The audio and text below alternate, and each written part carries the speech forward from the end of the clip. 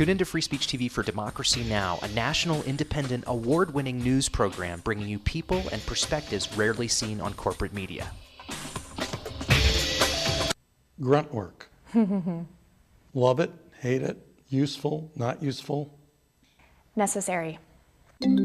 Our social entrepreneurs are people who have been on the front lines of social change. I've learned so much from talking with them. This is Cafe Impact, and I'm Jonathan Lewis.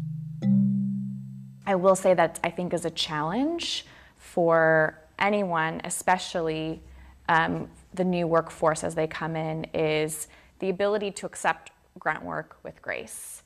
The most boring, awful details are the most important elements of doing this work. From the way you save names in your Rolodex to the way you bank and you deposit checks. The truth is, this work isn't glamorous, it's rewarding. You don't go into this for the glamour, you go into it for the impact. And so it takes that determination to do the scut work to actually get anywhere. It can be really challenging in a first job for someone who's coming out of finishing school to have the enthusiasm that they do to make the type of social impact that they've dreamed of. And now they're here in this first job and all of a sudden they're shouldered with all this grunt work. And they don't understand and they don't get it and they're resentful. Talk more about the power of answering phones. Sure, I did that myself, took out the trash, cleaned offices when I had to, and it's all good. There's power in being a good team player and in being somebody who sometimes has to support other people's leadership before you get to have your own moment in the sun. Is it hard to wait? It is absolutely hard to wait, especially if you're an alpha female like I am. I think grunt work can help a new employee build trust internally and teach them the nuances of how an organization is run so that they can have a real good sense of what HR is doing, what finance is doing, what all the other departments are, and that actually makes them a better employee in the long run. So in my role on a daily basis, I literally can be looking at a new venture in software. We could be looking at a microfinance deal. I could be making coffee, taking out the trash, and riding a tractor on any given day. Have you found people who thought it was demeaning that they were given this job, work in the front office and make the coffee when they graduated with all A's from this great university? Yeah, people like that just don't last very long in our world. If your approach to life is that, you're so smart and you're such a fabulous entrepreneur that you can't understand why people aren't giving you opportunities, it's really hard to advance.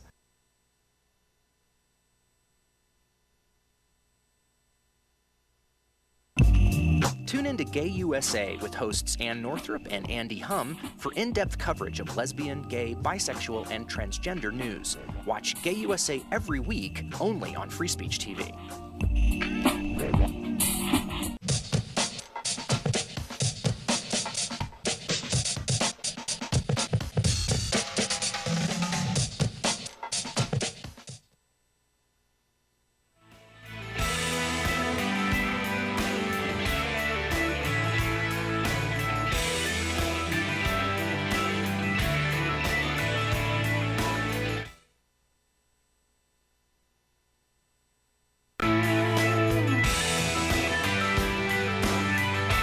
Hey, what do you say? Hello, everybody, on a Thursday, August 7th. So good to see you today.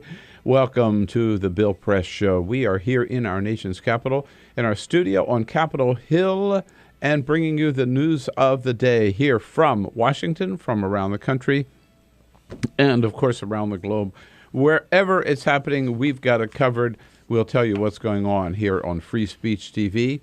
And on our video stream worldwide at TawkrTV, youtube.com/TawkrTV, TAWKRTV.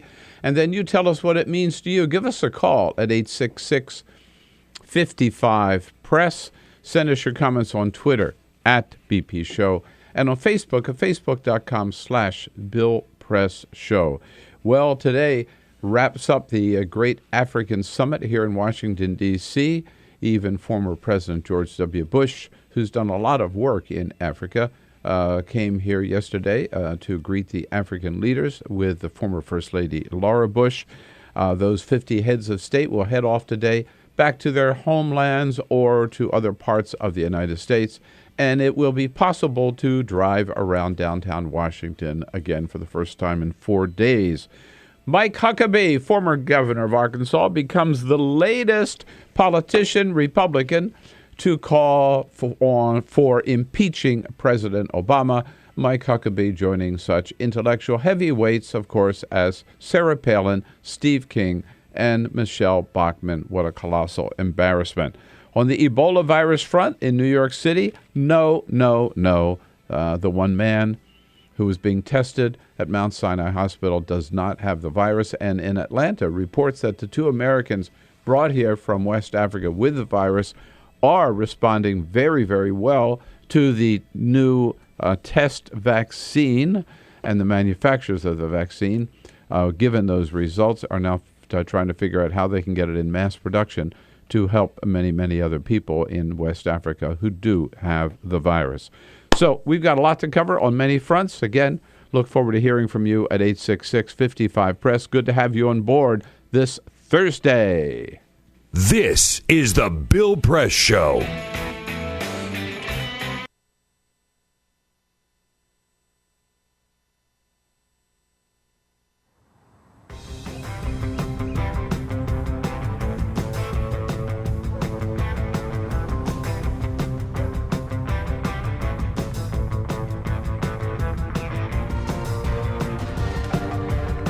You know, sometimes when I'm walking down the street, I'm not necessarily looking out and seeing all these water-wasting lawns and people that aren't as connected to their neighbors and their lives as they could be.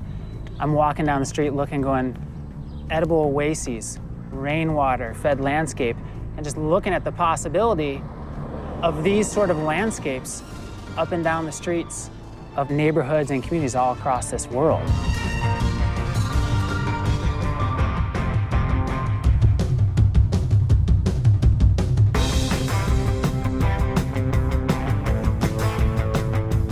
Small actions do ripple and they add up and they have a cumulative impact.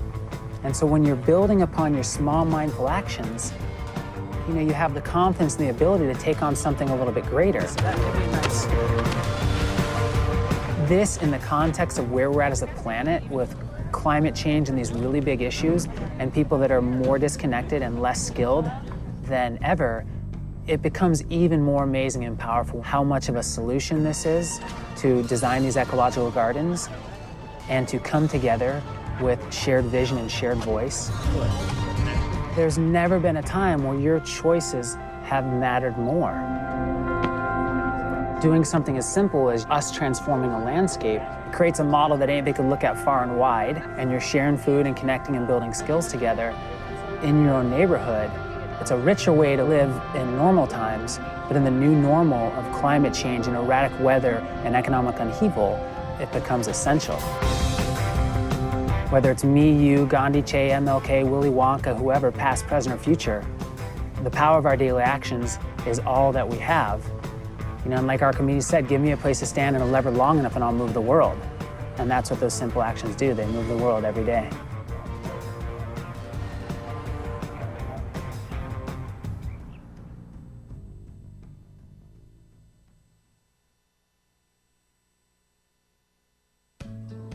You wouldn't let money just blow out of your house. So when your AC or heater is on, make sure the doors, windows, and fireplace flue are shut tight. If you're headed out, turn down the AC or lower the heat by 10 degrees. And always keep your water heater set at 120. A little bit of common sense goes a long way. Get more great tips at energysaver.gov.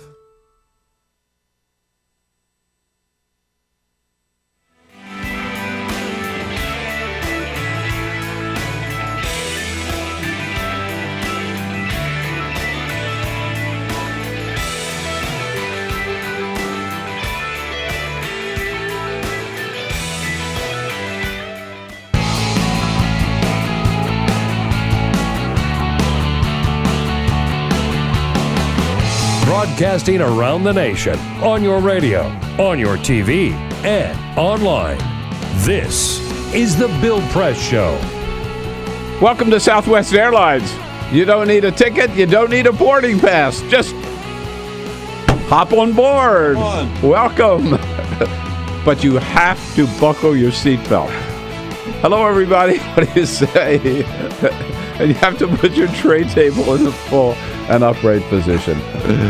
After all, we have our rules on Southwest Airlines. It is Thursday, August 7. How about it? Great to see you today. You're looking good this Thursday, and we are happy to be with you and happy to have you with us as we hopscotch around the world here to tell you what's going on in our nation's capital, around the country, and around the globe. That's our job, and we take it seriously, damn it. And we'll cover the waterfront, and we want to hear from you. 866-55-PRESS is our toll-free number. We look forward to your comments on the news of the day. You can also just take it, the lazy way is to use Twitter at BP Show or on Facebook at facebook.com/Bill Press Show. We're not saying you're lazy if you're using that. We just know that you're so busy you don't have time to make a phone call. You say lazy, I say it's efficient. You could carry it with you wherever. You could always stay in touch with the show. But the Pope yesterday warned young people not to spend all their time on the internet and on their iPhones. So I'm just saying. And watching soap operas. Or watching soap operas. We like this Pope. We like this Pope. He's a progressive Pope. Genie's out of the bottle on that one, buddy. Yeah, I think so. I know. Sorry, Pope. Yeah. So I guess the Pope is not on Twitter? No. When I was growing up... That's right. He has a Twitter account. That's right. Times have changed. When I was growing up, the Pope would say, don't masturbate. Now the Pope says, don't use your iPhone. Times have changed. That's right.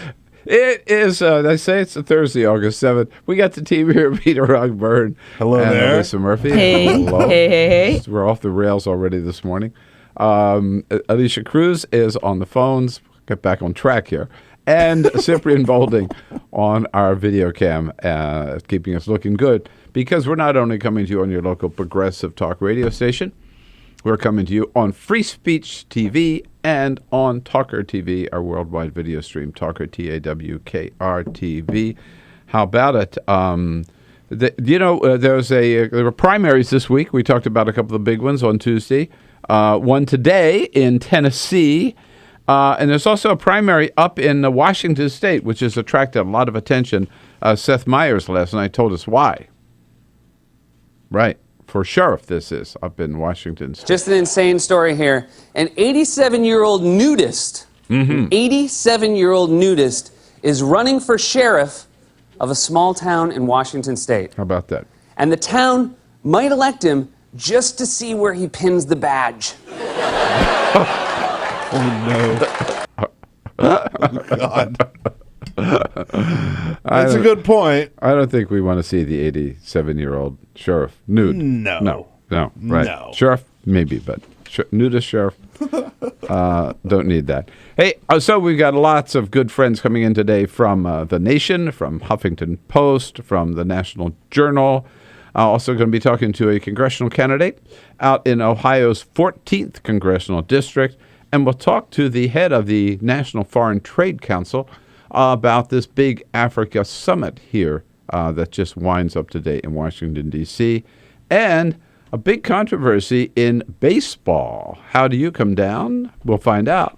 But first, this is the Full Court Press. Just a couple of other stories making news. Are you ready? ready? While I mix up my... there you go. You gotta mix that first cocktail of the day. Right, always goes down smooth. Okay. Are you ready for Uber Pool? Uber, the service where you can... I'm ready for Uber, but... Well, here's Uber Pool. Uber, you could summon a car service from your phone.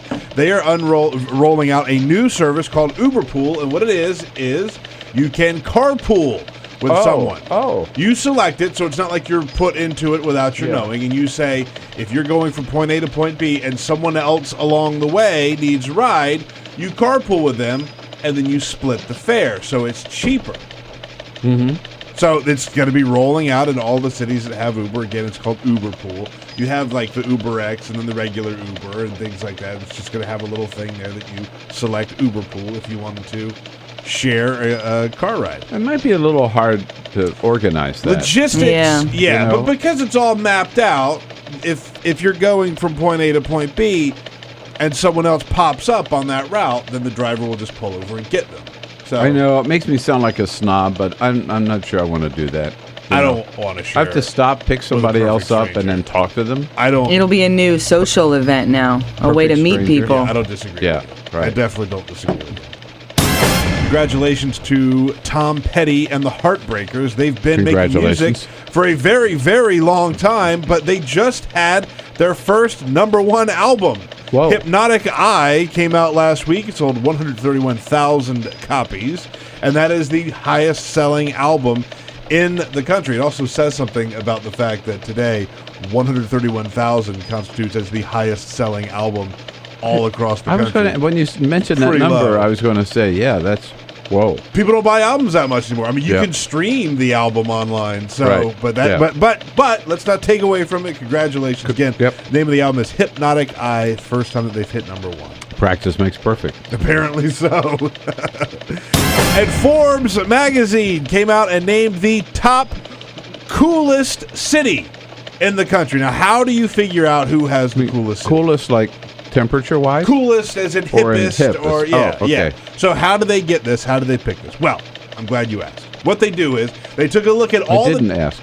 Well, You're going to tell me anyway? I'm going to tell you anyway, Oh, damn all it. right, all right, okay. What they did is they took a look at all the different ways that you could spend a weekend evening, right? So you could go to a sporting event or a museum or a restaurant. You took a look at college sporting events, zoos, aquariums, golf course, ski options, national parks, and the #1 coolest city in America San Francisco. is San Francisco. I second that. Washington, D.C. Oh, No way. Oh, Now, no. I could live in not disagree with this more. I live in the coolest city in the world, and I didn't even know it. Yeah, apparently, according to Forbes, you live in the coolest city in the country. Oh, okay. I think the value of our property just went up. Yeah, for the real estate market, this is probably good news. Okay, yes. We'll put the banner on the house. Coolest city. Coolest house in the coolest city. Coolest neighbor. I tell you, we live in the coolest neighborhood in the coolest city. That's right. No kidding. All right. So, we're going to get into the sports arena here to start off this Thursday. And so, you know, I'm not the biggest sports fan in the world. In fact, I'm probably the least sports interested sports fan in the world. But I do find this story, and it's happening right here in Washington, D.C. I find this story fascinating because Wilson Ramos, who one of the stars of the our Washington Nationals, right?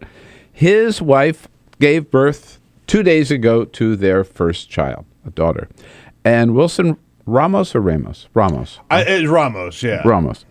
He has taken advantage of what they're afforded as Major League Baseball players, 3 days of paternity leave. Mm-hmm. And there are a lot of people that are saying, wait a minute.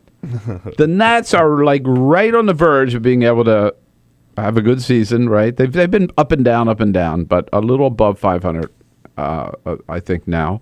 And they got this big series against the Mets this week. Mm-hmm. All right, pick it up from there, Peter. So the issue is, you know, like you mentioned, you've got 3 days of paternity leave that's been worked out from the Baseball Players Union. So right. If your wife or girlfriend is having a child, you can take 3 games off. So he has opted to take all 3 of them off. And so there are some people who are raising the question of why is he taking all of those days off? Shouldn't he be there for his team rather than take these games off? It's a very critical time. Yes. And he's got a very critical job. What's his position? Sip, what's his position? Yeah, catcher. Catcher. Yeah, right. And he's a factor. He's a factor. He's a factor on the team. He is a factor on the team. He's a good player, and people here like him, and he's done very well. And he's basically has to choose between baby and baseball, right?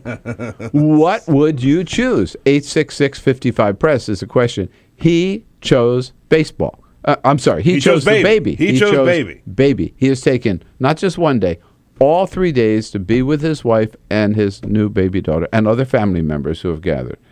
And he drove her to the hospital on Tuesday. Tuesday. Yep. Sounds like it was a pre-planned situation. Right.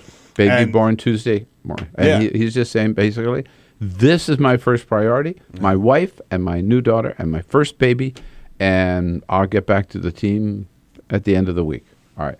Now, so did he make the right decision? 866-55-PRESS. And what decision would you make if you were forced to choose between baseball and baby? I do want to point out that without Ramos, last night the Nats beat the Mets 7-1. Here's Adam LaRoche making it possible. And LaRoche swings, hits one high in the air to center field. Sending Lagar's back, way back, looking up, going, gone! Goodbye! It's a 2-home run night for Adam LaRoche. So, I don't know where I come down on this. I'll tell you. First of all, I do believe it's his decision. Yeah. And it's his right, and I respect his decision. Whether he was a cop or a fireman or a teacher or a baseball player, they ought to have that, both maternity leave and paternity leave. Yeah, exactly. Right. And so whatever he decides, I respect his decision. I said it's up to him. Would I make the same decision? I'm not sure. Yeah. Now, I know as a liberal, I'm supposed to say, oh, my place is with the baby, my place is with my wife. But, like, what good are you really? You know what I mean? I mean, first of all, things have really changed. Look, my father, for example, he had 6 kids, right? He was never in the delivery room with any of those 6 kids. Right. That was a day when the father paced outside, smoking a cigar. Yeah, right. And then the doctor would come out and say, congratulations. Yeah. Right. You know. And I was there. I'm sure you were too, right? Yeah, absolutely. I mean, in fact, I insist Carol could not have had either Mark or David without me. Oh yeah, no, I was the same way. I mean, I'm of the generation I caught the child in the jacuzzi tub as he came out. We did Lamaze and all that stuff, and I'm putting the ice chips and breathing and all that. Yeah, I played a major role there. That's right. I think teamwork. Delivered that baby. we delivered that baby together, sweetie. Right. I got a little sweat on my brow. And I can't imagine not being there. I mean, being part of that, right?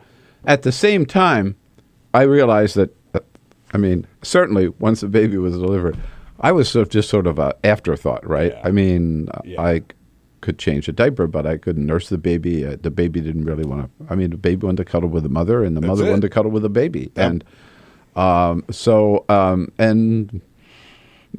want the Nats to go all the way to the playoffs. And so here's the thing, because I'm like you. When I first heard this, I was thinking, he should be with the baby. And I do agree, it's still his decision, so whatever. But when I realized that this was a pre-planned delivery, and he drove her there in the morning on Tuesday, and it was a cesarean section, right? Like it was planned. Going in, taking out the baby, surgery done, baby out, mother healthy. Okay, I got to go play this baseball game, sweetie, but I'm going to come back afterwards. Okay, I'll see you in a couple of hours. Well, that's what I did. I wasn't a baseball player, but I was working in the governor's office in Sacramento. And I did my job, and then I went right back to the hospital. I was there probably in the morning. I forget, but right back. But I went to work. Yeah. But I don't think we had paternity leave, even for Jerry Brown at the time. So tell me what you think. Did he make the right decision? What decision would you make? 866-55-PRESS. And to kind of put this in perspective, I did check this morning because I remember Ronald Reagan. I heard him once, when he was still governor of California, give this speech where he told what I thought was one of the funniest jokes I ever heard. And it's related to this.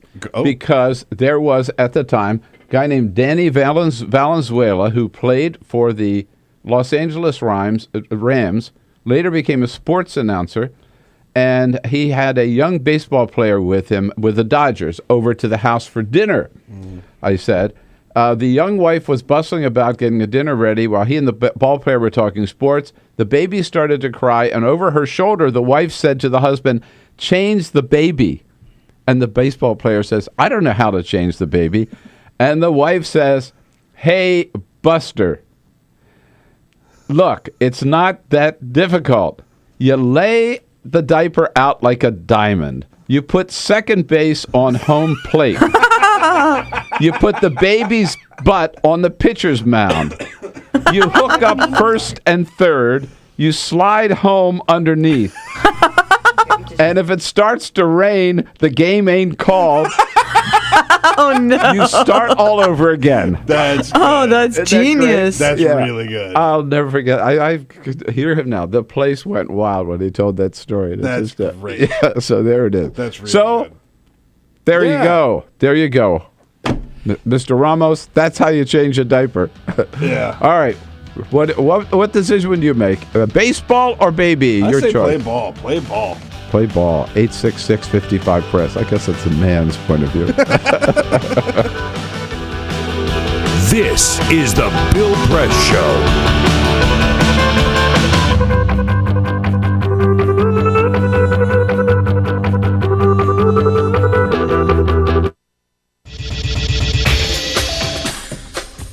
Tune into Free Speech TV for Democracy Now!, a national, independent, award-winning news program bringing you people and perspectives rarely seen on corporate media. Grunt work. Love it, hate it, useful, not useful. Necessary. Our social entrepreneurs are people who have been on the front lines of social change. I've learned so much from talking with them. This is Cafe Impact, and I'm Jonathan Lewis. I will say that I think is a challenge for anyone, especially the new workforce as they come in, is the ability to accept grunt work with grace. The most boring, awful details are the most important elements of doing this work. From the way you save names in your Rolodex to the way you bank and you deposit checks. The truth is, this work isn't glamorous, it's rewarding. You don't go into this for the glamour, you go into it for the impact. And so it takes that determination to do the scut work to actually get anywhere. It can be really challenging in a first job for someone who's coming out of finishing school to have the enthusiasm that they do to make the type of social impact that they've dreamed of. And now they're here in this first job and all of a sudden they're shouldered with all this grunt work. And they don't understand and they don't get it and they're resentful. Talk more about the power of answering phones. Sure, I did that myself, took out the trash, cleaned offices when I had to, and it's all good. There's power in being a good team player and in being somebody who sometimes has to support other people's leadership before you get to have your own moment in the sun. Is it hard to wait? It is absolutely hard to wait, especially if you're an alpha female like I am. I think grunt work can help a new employee build trust internally and teach them the nuances of how an organization is run so that they can have a real good sense of what HR is doing, what finance is doing, what all the other departments are, and that actually makes them a better employee in the long run. So in my role on a daily basis, I literally can be looking at a new venture in software. We could be looking at a microfinance deal. I could be making coffee, taking out the trash, and riding a tractor on any given day. Have you found people who thought it was demeaning that they were given this job, work in the front office and make the coffee when they graduated with all A's from this great university? Yeah, people like that just don't last very long in our world. If your approach to life is that, you're so smart and you're such a fabulous entrepreneur that you can't understand why people aren't giving you opportunities, it's really hard to advance.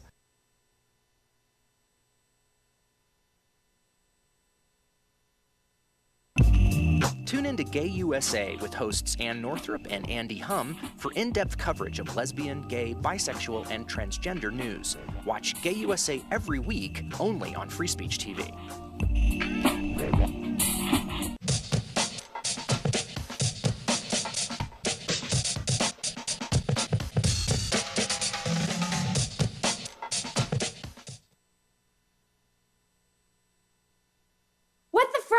What the frack? What the frack? What the frack? President Obama, are you fracking kidding me? Reopen the EPA studies. In Texas, Wyoming, and Pennsylvania. Fracking pollutes our oceans. Fracking poisons our water. Fracking makes climate change worse. Fracking relies on toxic chemicals that cause cancer. Ban fracking now. Ban fracking now. Go on. Ban it. Ban fracking now. Please.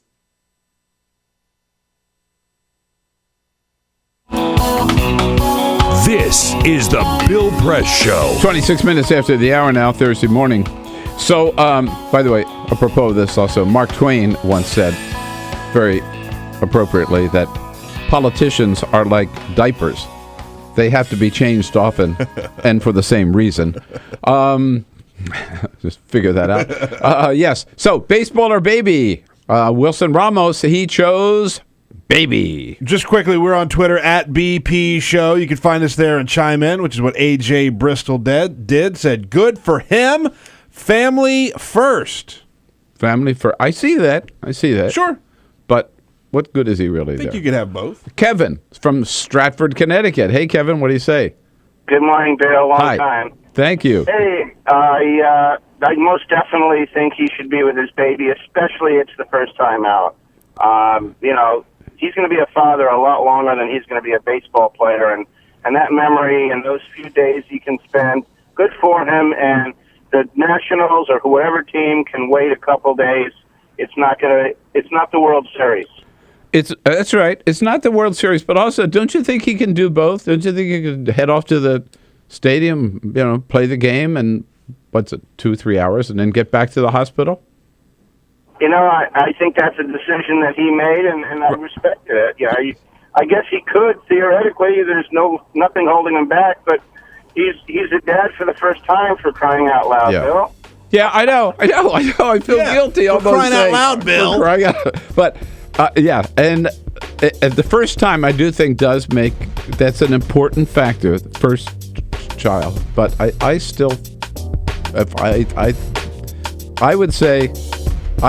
Baseball would be okay with me. Yeah, I do think you can do both. Whatever his decision, I respect it. I think I'd go baseball. More calls, a lot more calls coming up. 866-55-PRESS. We'll be right back. This is the Bill Press Show. This is my computer. This is your computer. Let's go on the internet. Let's go. Click it. Yes. Okay. I cursor in between the R and the E. Pressing dot, I want you to just push the area. She's gonna love me all over again. That's it. Jamaica, here you go. Here we go. Good job. Thank you. And I did it by myself. Feel smarter. So, I'm kind of new here, but I've noticed a trend. My human does this funny thing where she goes around and gets all my toys, and then she hides them in that basket by the door. But it's always the same basket, and it's always in the same place. And then she acts so surprised when I find them, but, she's putting them in the same basket. Again. It's like, hello, that's where you put it last time. You were the worst at hide and go seek.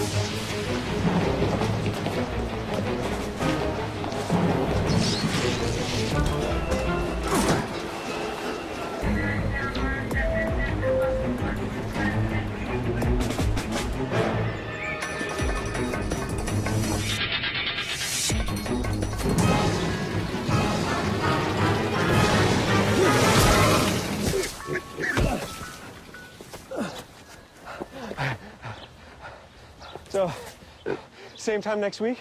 Well, of course. Put away a few bucks, feel like $1 million.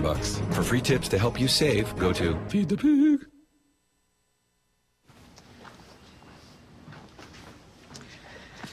All right. I know this isn't any fun to talk about, but we should. Okay. So who's going to do what? I'll pack the dead batteries. Great. I'll only put what I don't need into a duffel bag. Perfect. That's totally unhelpful. No problem. Meanwhile, I will try to comfort everyone by speaking in a calm voice. And I'll try to get the generator going without any gas. Oh, let's not forget the cell phones, which probably won't work. Right. And who is going to handle supplies?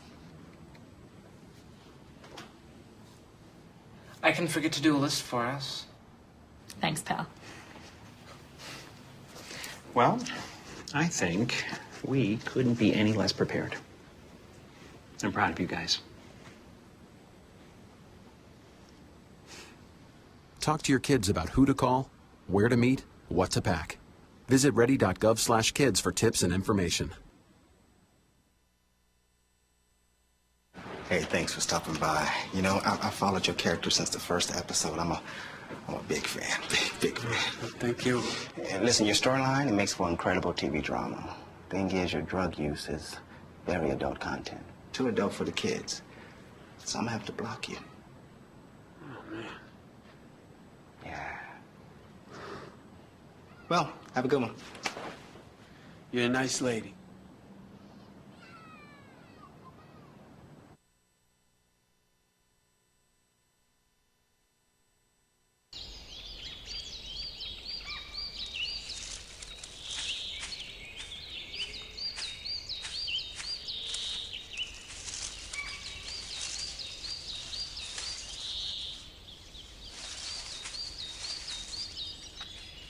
At Earth Justice, we defend the environment in the courtroom.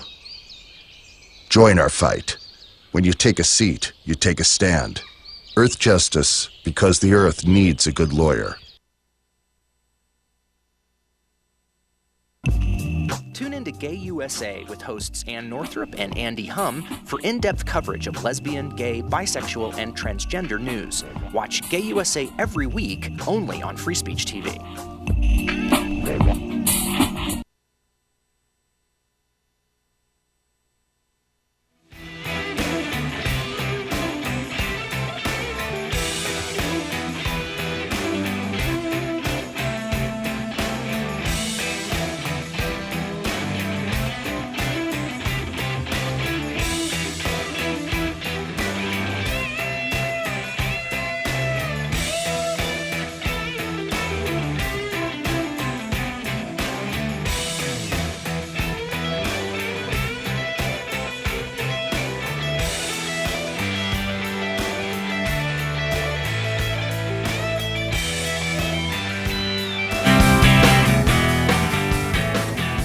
Hey, we're talking about a little flap in Major League Baseball here, coming right out of Washington, D.C., where the catcher for the Washington Nationals, Wilson Ramos, has taken advantage of all three of his. He's gets up to 3 days of paternity leave for the birth of a child. This is his first child. He and his wife born Tuesday. He drove her to the hospital, baby born.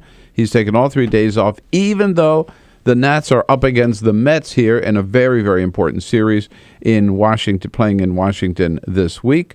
And by the way, the managers have said they're fine with this. Yeah, you know, it's his right under their contract, and they say we'll get along. We miss him, but we'll get along without him. Did he make the right choice, or should he have stayed with the team? 866-55-PRESS. What are our listeners and viewers, Peter, saying? We're getting a lot of comments now on Twitter Lots at BP Show. Yeah. At BP Show. Ray Riley weighs in, says he should be with his child. His baseball career is finite, but his child is his forever. Are we so callous that a game now supersedes family? Also, Tristan Torres says, let the man do what he wants. It's none of your business. And yes, it is. He's on our team. That's right. And also, he's a public figure. We can talk about him. That's of course. But I do respect his decision. All I'm saying is, I would be okay if he said, I would not attack him if he said, I'm a member of this team, and I'm going to play the game, and I'm going to be there as much as I can with my baby. One final quick comment. I hate to break anybody's bubble, but the baby won't know if his father is there or not. You can lie to the baby. You can tell him that he was I was there every step of the way. Oh, I'll never forget it. Actually, baby, you were at the game. Yeah, that's right. You were born at the game. One final comment on this from Javon Paris, our friend Javon Paris. Yes. He weighed in on Twitter. He said he should have chosen the baby over baseball. They'll be a family much longer than the Nationals will. I'm telling you, I think I just lost my credentials as a liberal by saying I would choose baseball. Down in Miami. Hello, Jesse. What do you say? Hi, Bill. I'm with you. All right. Look at Bill getting the light up now. hey, I think most of the players would be with you, too, if they own the lead and they had a vote on it. They would say, yeah, I could be there when the baby's born and then get right back to the game. So, I think everybody could be happy with that. You could have, be at the hospital, baby's born, and then say, hey, honey, I'll be back as soon as we beat the Mets, right? Yeah, I'll go along with that. I think most would vote for that if they own the lead. Oh, if they own the league, maybe, yeah. But I'm not sure most of our listeners and viewers would agree with you and me, Jesse, and Peter. And I don't want to take away from Wilson Ramos and what he's capable of doing as a father, but I will say this. The man is a professional baseball player, and he is afforded certain things that not everybody else is afforded. So, he would have, like if he was at the hospital, I'm sure that they have someone to help take care of the baby. I'm sure he would get a police escort to the stadium so that he could get there with plenty of time so that he wouldn't have to waste one moment traveling from his child to the game, right? And I'm sure he would be able to travel right back. And I'm sure he has someone there on site to help his wife, make sure everything's under control. And again, professional baseball player, I'm not sure he knows how to change diapers and stuff like that. I'm not putting down fatherhood, or I'm not putting down responsibility that men have to be very much a part of the family and be very much part of the child upbringing and spend as much time as they can with their kids all the way across. I mean, you're a good dad. I know that. I'm just saying, in this case, right, right in the middle of the season, I think he could do both. And also, just a quick dirty little secret about fatherhood, right? Like, you really come into getting more hands-on a little bit farther on down the line. Exactly.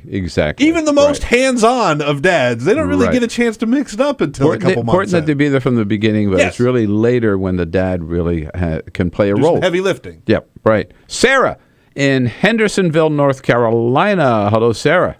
Hey, Bill. All right, what's going on? Well, I don't know. Uh-oh. Except, no. I'm lying here in the bed with 2 busted wrists and a busted kneecap. Oh, my God. What happened to you? You're riding that motorcycle again, Sarah. Yeah, I tell you, a golf cart path is a mean adversary. Well, good luck on your recovery. So what do you think? Did Wilson Ramos make this right decision? It was a home series. He could have gone and played the game had he so chosen. Yep. And do you think he should have? Had it been out of town, by all means, you stay home. Well, that's a good point. And I would have respected that, too. That's a good point. That's what I was getting at. I mean, they scheduled this birth, right? And people do that for a lot of reasons, but convenience is one of them, so that you can plan a schedule around it. And that's cool. Yeah. So if you're going to go through the trouble of planning and scheduling a birth, fit in some other stuff around it. You know what I mean? Yeah, I think Sarah makes it right. But it's a home game. Yeah, that's a very good point. If it had been an away series or something, then fly home to Washington, be with your wife, take the time. Yeah. Here he could have done both. Hey, Sarah, good to hear from you. Again, good luck with your recovery there. Derek in Aurora, Illinois. Hey, Derek. Hey, Bill. I just believe he's with the right team, his family team. As a young father myself, the bonding time that the child and parents have in the very early stages of life is most important. So even that 2 hours, 3 hours of the game away from the family, it's debatable how detrimental it is, but, I'm close with all 3 of my children, so I believe it's very important for him to be there. So did you take paternity leave, Derek? No, I've been a carpenter my whole career, so I'm lucky. I just get to tell my boss, hey, my wife's pregnant, I'm taking off, and then, That's all it said. And I come back when it's over with. Right. You know? So, yeah, I didn't really have to, you know, it wasn't that big of a deal with the job situation with me, but I know for a lot of people it is, but I just believe that, you know, it's important to be with the child. That's why they put the child with the mother right after it comes out of the womb, you know? Yeah. And so you think he made... my kids, I was right there with them, with the mother, too. All right. Good for you. Hey, good to hear from you, Derek. Thanks so much for taking the time to call. And, you know, there again, by the way, paternity leave, that's sort of a new thing for me. Right. I mean, none of the jobs that I had did I have paternity leave. Is that right? No. I mean, I don't know when that actually came about, but I have Gray is 9 years old. He's getting close-ish to 10, and I had pretty weak paternity leave with him. I had less than a week off, and then Magnus, who is 6, was born when I was working with you, and I took a week off. Mm-hmm. Yeah. And I could, and you even said I could have taken more, but I mean, I was ready to get back. And even you know, with maternity leave now, I mean, some jobs that do not pay. I mean, you take the time off, obviously, but you don't get paid for it. Right. That's right. It's another big issue that the unions have been fighting on. So, well, let's just hope that Wilson Ramos has made his decision. We respect it. Let's hope the Nats survive and continue to clobber the best outcome of this will be the Nats continue to clobber the Mets all the way through this series, and then Wilson will be able to say, "See, you didn't need me anyhow." That's right. Yeah. Heaven forbid we don't win the World Series or something. We could blame it on Wilson Ramos in these 3 days. When we come back, Richard Kreitner from The Nation. The Nation out with a brand new series on this 40th anniversary of when Richard Nixon stepped down as President of the United States. What lessons did we learn from that? Find out when we come back. This is the Bill Press Show.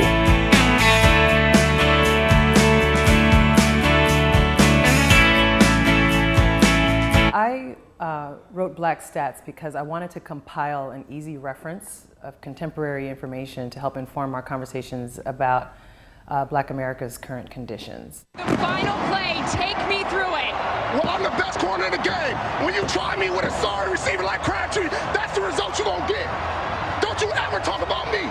The way in which he was cast as a thug and the way in which people negatively responded to him engaging based purely on his appearance and his so-called cockiness, I think is associated with a stat that we found, how Black players are 67% of the players in the NFL, but they receive 92% of the unsportsmanlike conduct penalties. There's this ongoing criminalization and negative or destructive public narrative associated with being cocky and Black.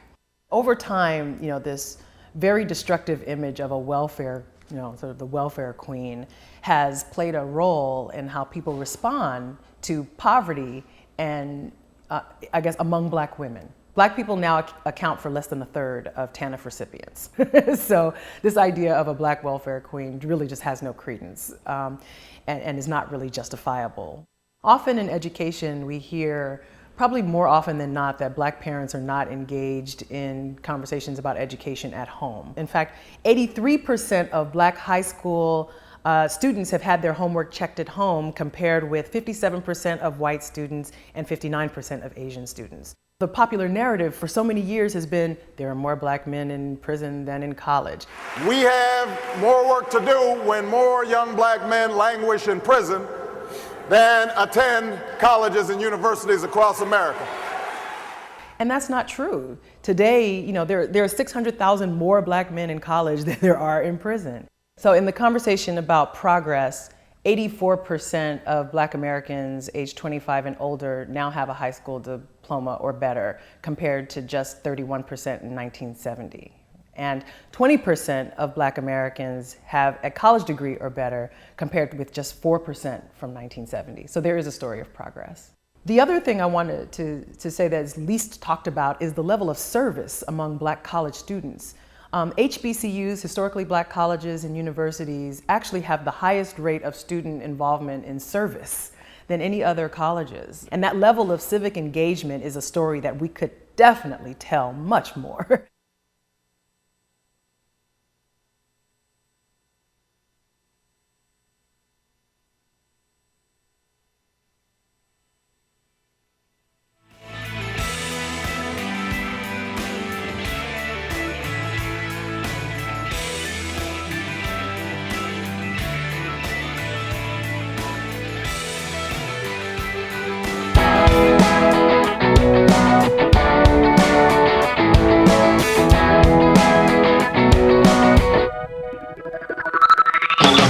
On your radio, on TV, and online. This is The Bill Press Show. Here we go, 14 minutes now before the top of the hour on a Thursday. I've got to tell you, I was sitting in the kitchen this morning, very early this morning, looking through my latest issue of The Nation magazine, and I saw comments about, and then a big ad for, a new ebook published by The Nation called The Smoking Gun, The Nation on Watergate. It's looking back at articles and editorials that ran in The Nation magazine during the whole Watergate-Nixon saga. And I made a note to myself to download it as soon as I got home so I could read it. And what a great kind of circumstance of events that we have as our guest now joining us on our newsline, Richard Kreitner, who is the editor of the Back Issues blog for The Nation, who I guess had the leading role in putting Smoking Gun together. Richard, good to have you with us. Thank you very much for having me, Bill. Yeah. So why go back now? I mean, don't we just want to forget about Richard Nixon? Why go back review this again? That would be a dangerous mistake if we forgot about Richard Nixon. He is Watergate was the great national teachable moment, I would say. It was when sort of all the coverings of our democratic system were torn away, the curtain was pulled aside, and everyone was shown exactly how the machinery worked. And what do we learn from that? Well, I guess a lot of lessons, probably, but... Yeah, we learn a lot of things, but I think on the grandest scale, what we learn is just further proof, the best proof of the old axiom that power corrupts, and absolute power corrupts absolutely. And did we learn anything? I mean, here we are today, right, 40 years later. So Saturday, I think, is the 40th anniversary of the day he got on the helicopter and flashed the V for victory sign and flew off to California, correct? That's correct. Yeah. So, and yet here we are 40 years later, Richard, and what are Republicans talking about? Impeaching President Obama. So has impeachment just sort of become the coin of the realm now ever since Nixon? Yeah, I think it definitely seems that way. It's interesting. I mean, I write in the preface to the book that it's obscene to compare Watergate to Benghazi or vice versa, but there is a sense in which Obama, and largely because of his predecessor, has more power than any president has since Nixon, and possibly including Nixon. I like to think, or I don't like to think, but how would Watergate have ended differently if Nixon had the power to assassinate U.S. citizens without due process? That's a terrifying thought. So things have changed, and I would definitely not say all for the better. So the imperial presidency, if you will, has just has assumed more and more power since the days of Richard Nixon. Is that what you're saying? Well, there was the excesses of the Nixon era and Watergate led to the Church Committee hearings, investigations, the FISA law, the War Powers Act, all these rules that for the first time were really putting a constraint on the powers of the presidency that had been expanding since Roosevelt, say, and those have been just systematically whittled away in the last 15 years. So to learn about Watergate is to kind of see echoes of our own era and to see how American society rose up back then and took powers back. What does it tell us about, looking back at this, what does it tell us about the role of the media in keeping a president's feet to the fire? Well, if any lesson has been learned from Watergate, it's that the media is the fourth estate. It has a central role to play in American politics. We at first struggled about whether to make this ebook because Woodward and Bernstein, of course, get all the credit for cracking Watergate, but there was a whole media renaissance happening, I would say, in the 70s. And if the Nation wasn't meeting with Deep Throat, say, in a basement garage, there was a whole role to play about debating the meaning of what was being shown for American democracy in the large sense. And for that, the Nation participated, not exclusively, but was, I would say, a leading participant. Yeah, and I frankly, as somebody who covers the White House briefings every day, I still think it's important to remind the media of their role, right, in not just swallowing whatever comes out of the White House, like I believe the media did when George Bush was leading up and Dick Cheney were building up to the invasion of Iraq, but to keep challenging everything we hear from the White House, whether it's a Democratic or a Republican president. That's absolutely right. But on the other hand, we wouldn't have. We're not making this ebook to remind people like you or me, people in the media, of our role. It is also to remind the average, ordinary Democratic citizen of his or her role. Right. Because there was sort of in such a dark moment, there was a blossoming of a Democratic spirit that I do not think we've seen since. Right. And finally, I wanted to ask you also about, you use that phrase, kind of rip the mask off or whatever, when you started, and looking inside the workings of the White House. And that brings in my mind the word transparency, where I think we certainly have not, the White House is not a lot more transparent than it was then, and President Obama has not really lived up to his promise to be the most transparent president ever. Would you agree? That's true. Well, as with a lot of things with Obama, it's all based on trust, and either you do or you do not trust him. But ultimately, we're going to have another president someday who looks more like Nixon than like Obama, as far as how we personally feel about the guy, and it seems worth considering that in advance. So it's available right now. You can go to thenation.com, download their new ebook, Smoking Gun: The Nation on Watergate. What's it, about 120 some articles, right, Richard? No, it's about 40 articles. 40, it's okay. 350 pages. It's also available as a paperback, I should say. Also it's a paperback. Didn't realize that. All right. Well, Richard, congratulations. Thanks for doing this, and thanks for joining us this morning as well. Okay? Great. Thanks for having me. Talk to you again soon. The Nation. I've been a subscriber for a long time. You should be too.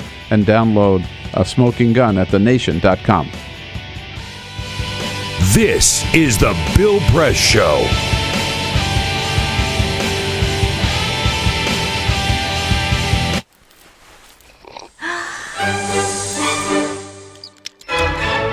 When I started learning about nutrition, about which, by the way, much less is known than you might think, I learned that what mattered most about one's health was not necessarily the nutrients, good or bad, that you were consuming or staying away from, or even the calorie counts. But what predicted a healthy diet more than anything else is the fact that it was being cooked by a human being and not a corporation. Corporations cook very differently than people do. They use vast amounts of salt, fat, and sugar, much more than you would ever use in your own cooking. And the reason they do that is those are three incredibly attractive and incredibly cheap ingredients. And when they're layered properly, as in a chip or pastries and forms of junk food, they're incredibly addictive. They really press our buttons. They activate our dopamine network, our cravings. And in fact, people in the industry, they don't talk about addiction in the food industry, even though they traffic in addiction. They talk about craveability. It's the same thing. And snackability is another term they use, which is a lovely word. And then the last point about corporate cooking that's important to understand is they cook different stuff than you do at home. What they're good at, in general, they don't cook that well, but things like chips, they cook incredibly well. And here's a classic food that if you make it yourself, if you've ever made French fries, you have to wash the potatoes, you have to peel the potatoes, you have to slice the potatoes, you have to fry them in a lot of oil, you have to spatter your entire stovetop, you have to clean up, and then you have this pot of oil you have to get rid of. I mean, it's really difficult, and it's a pain. They're wonderful, but it's a pain. And if you make them yourself, you'll only eat them every 6 weeks, 2 months, because it's too much work. But when you let corporations cook for you, it's so simple and so inexpensive, and they're really good, that you will have them twice a day, as many people in America do. So you see the kinds of foods you end up with are these labor-intensive foods and desserts. These special occasion foods become everyday foods when we let industry cook for us. Eat anything you want, just cook it yourself.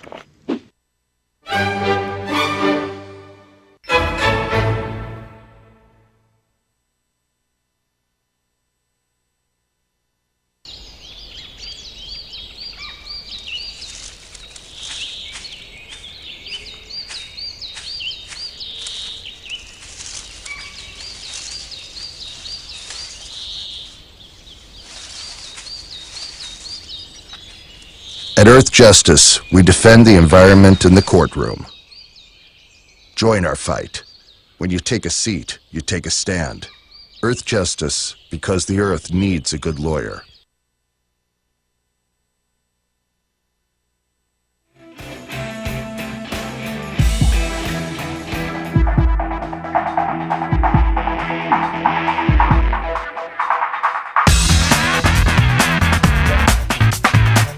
This is the Bill Press Show. Michael Wager, Democratic candidate for the 14th Congressional District in Ohio, joins us at the top of the next hour. Peter? You know those Democrats, how they keep bringing up all this impeachment talk, Bill? You know how. I mean, it's all the Democrats, a scam, as John Boehner called it. It all starts at the White House. Yeah, It all comes from the White House. For example, latest Democrat to come out of talking about impeachment was... Oh, no, look at that. No, it's a Republican. Former Arkansas Governor Mike Huckabee was on the Steve Deese radio show, an Iowa conservative radio host, and he said, quote, "There's no doubt that the president has done plenty of things worthy of impeachment," end quote. Why don't they just stop? I mean, and John Boehner says, it's all the White House. It's all the White House. They're only doing this, Democrats are only doing this to raise money. Mike Huckabee joining such intellectual heavyweights as Steve King, Michelle Bachmann, Sarah Palin, Carrie Bentivolio. Go down the list, right? Man, just shut up, Mike Huckabee. This is the Bill Press Show.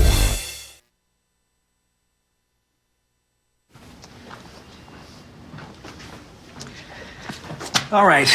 I know this isn't any fun to talk about, but we should. Okay. So who's going to do what? I'll pack the dead batteries. Great. I'll only put what I don't need into a duffel bag. Perfect. That's totally unhelpful. No problem. Meanwhile, I will try to comfort everyone by speaking in a calm voice. And I'll try to get the generator going without any gas. Oh, let's not forget the cell phones, which probably won't work. Right. And who is going to handle supplies? I can forget to do a list for us. Thanks, pal. Well, I think we couldn't be any less prepared. I'm proud of you guys. Talk to your kids about who to call, where to meet, what to pack.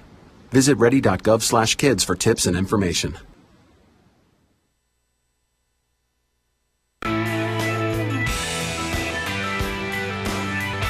Hey, what do you say? Hello, everybody, on a Thursday, August 7th. So good to see you today. Welcome to the Bill Press Show. We are here in our nation's capital, in our studio on Capitol Hill, and bringing you the news of the day here from Washington, from around the country, and, of course, around the globe. Wherever it's happening, we've got it covered. We'll tell you what's going on here on Free Speech TV and on our video stream worldwide at TawkrTV, youtube.com/TawkrTV, TAWKRTV. And then you tell us what it means to you. Give us a call at 866-55-PRESS. Send us your comments on Twitter at BP Show and on Facebook at facebook.com/Bill Press Show. Well, today wraps up the Great African Summit here in Washington, D.C. Even former President George W. Bush, who's done a lot of work in Africa,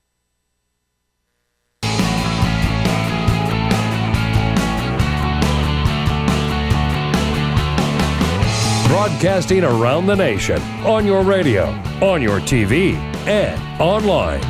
This is The Bill Press Show. Welcome to Southwest Airlines. You don't need a ticket. You don't need a boarding pass. Just get on board and buckle your seatbelt. That's it. You can fly anywhere you want. That's the way it looks. Hey, what do you say? Hello, everybody. Good morning. Good morning. Good to see you on a Thursday, August 7.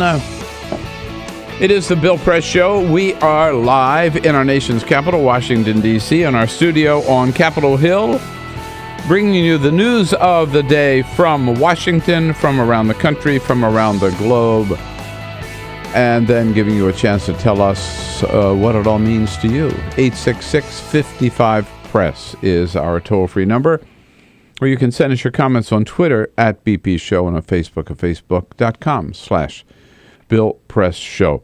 On this Thursday, we got the entire team here in place with Peter Ogburn and Elisa Murphy. Hey. All right. Good to have you here, as well as Alicia Cruz. She's standing by to take your calls. Remember, you can join the conversation anytime at 866-55-PRESS. And Cyprian Bolding is in charge of the video cam, doing a good job keeping us looking good on Free Speech TV and on TawkrTV. You know, I'm glad that somebody finally spoke some common sense to this humanitarian crisis at the border. What we're talking about are children, are kids, and our primary concern ought to be what we can do to help these children and not attack them as terrorists or murderers or Ebola virus carriers. But first of all, just look at, again, humanitarian nation of this crisis and what we as a nation, how we as a nation should reach out to help these children. And the person who talked sense about it yesterday was Vice President Joe Biden, who always talks sense, right? Mm-hmm. If anybody down to earth is Joe Biden. So he's got a group of people at the White House to deal with this problem, get their ideas, and he says right away from the beginning, all right, let's remember what our agenda is, and if you don't agree, here's Vice President Joe Biden. It's a simple, basic proposition. We really care about these kids and their circumstances, their safety, and their security. If you're not in here for that reason, you should get the hell out of the room because you're wasting our time. Very succinct. Get the hell out.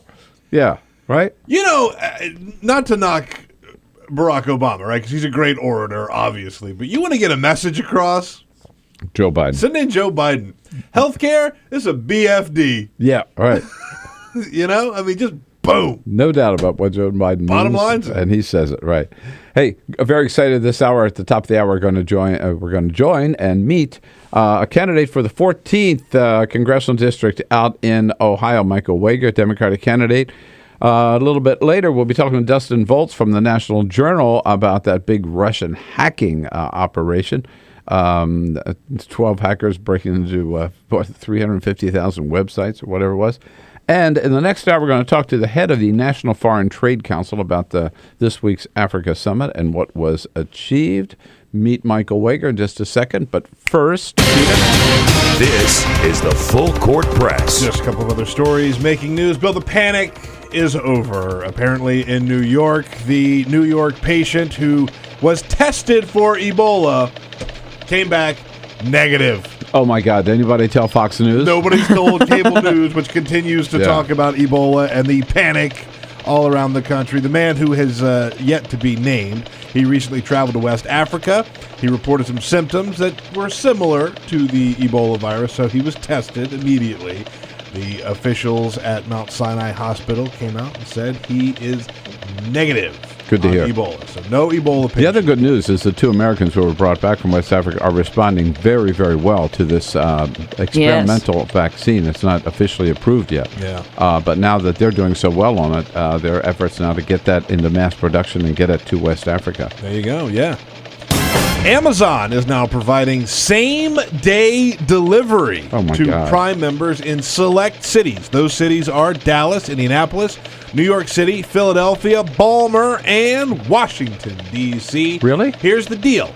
If you're a Prime member, I am, which you but are. I get 2-day service. I mean, why do I need 1-day service? Well, they're saying or same day service. Here's how they pitched it, right? If you wanted to watch a movie on a Friday night, and it's Friday, but you could order up to noon, and it's Friday morning, and you want to get a movie, you get boom, you have the DVD delivered to you that day. If you're going out of town and you realize, oh crap, I don't have these things I need, boom, you get them, and you're out of town. Even though you're a Prime member, you still have to pay an extra $5.99, but that will cover whatever you order. So you get it that day. Same-day delivery service. Wow. Yeah.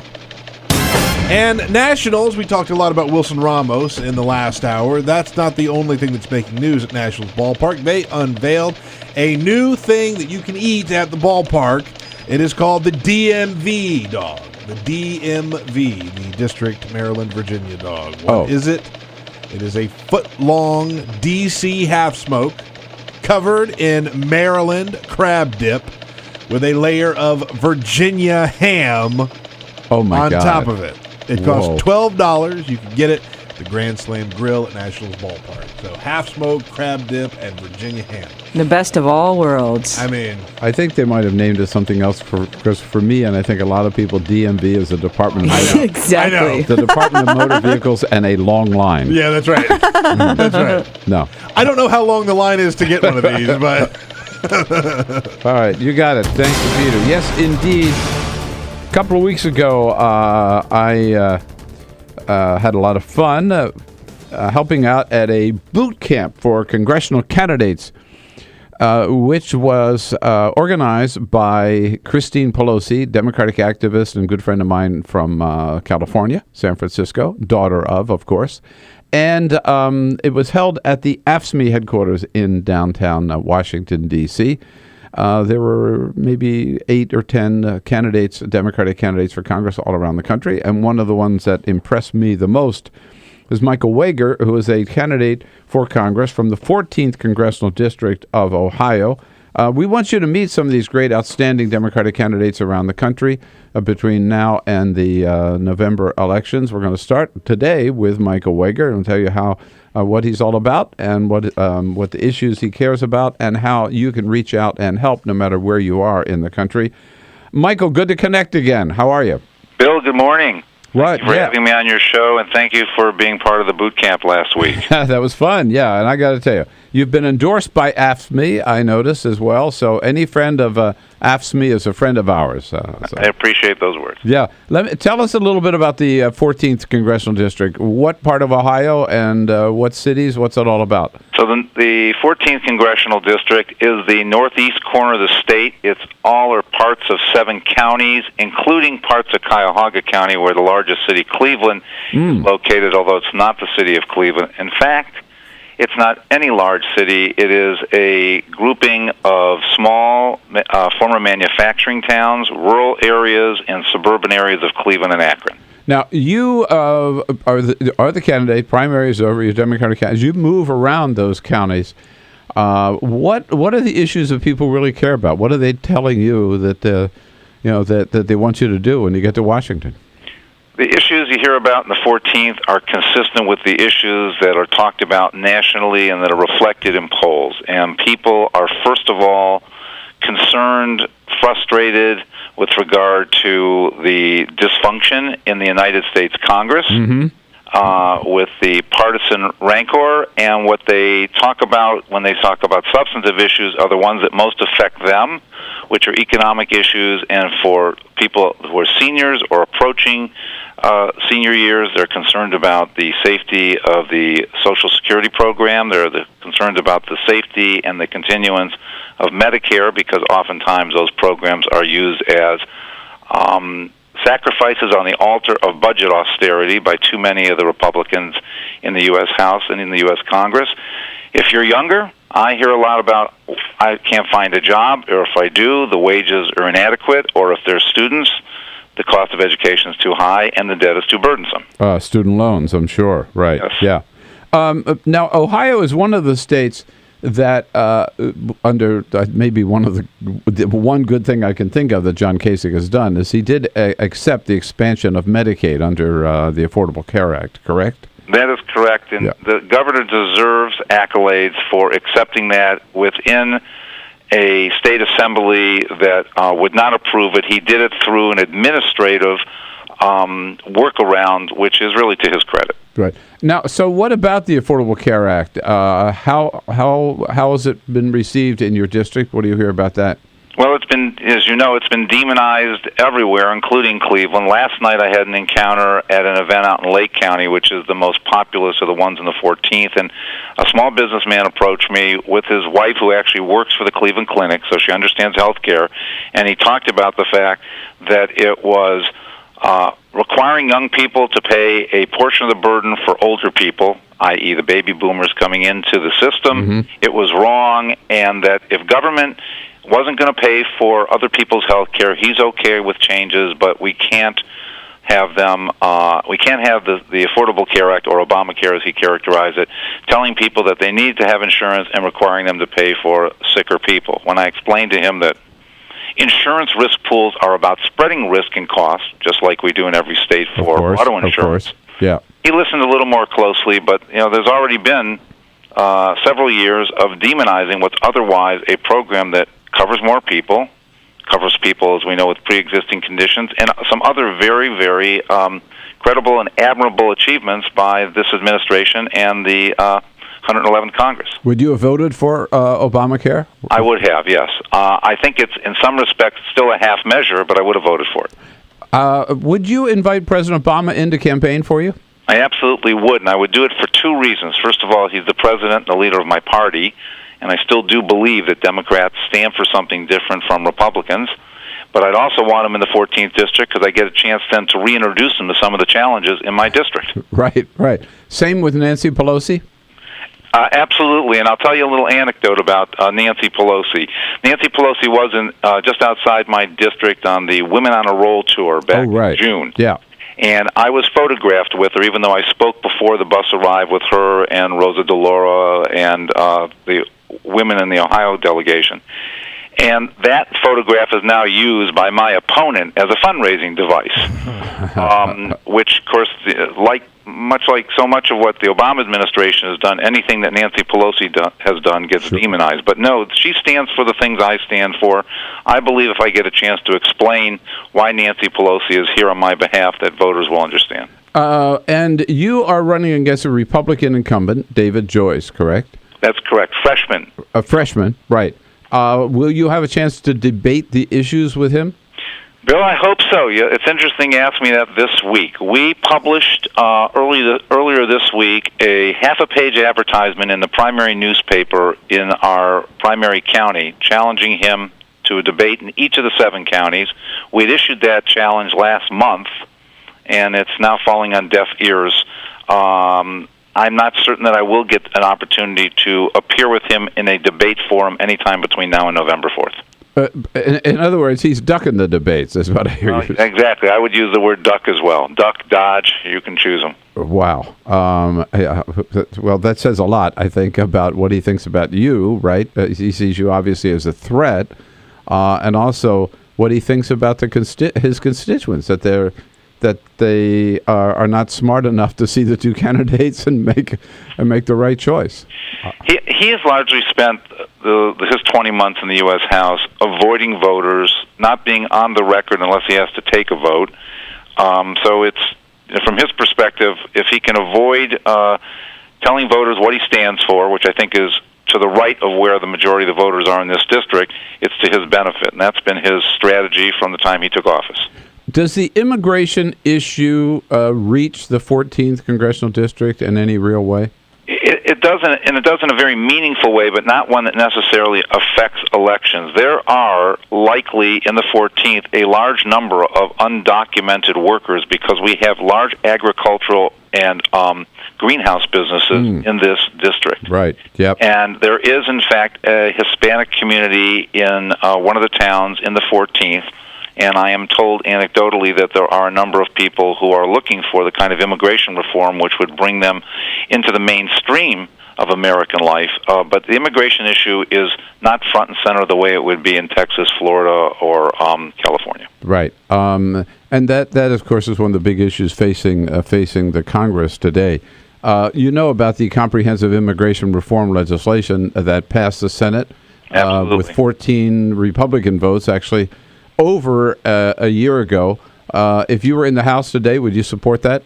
I would absolutely support it, and I think in the context of what's happening on our southern border, the fact that these members of Congress left on 5 weeks of recess or paid vacation and addressed this by providing too little for what they call border security, knowing the president wouldn't sign it, was simply shameful. Yeah, just unbelievable that they would run out of town without doing anything at all about that issue, and then they say, well, maybe the president can solve it by executive action, right? 2 days after they voted to sue him for doing anything by executive action. Well, that's not only that's not the only anomaly, Bill. I mean, that very suit is to force the president to do something that they apparently find abhorrent, enforce the Affordable Care Act and the employer mandate.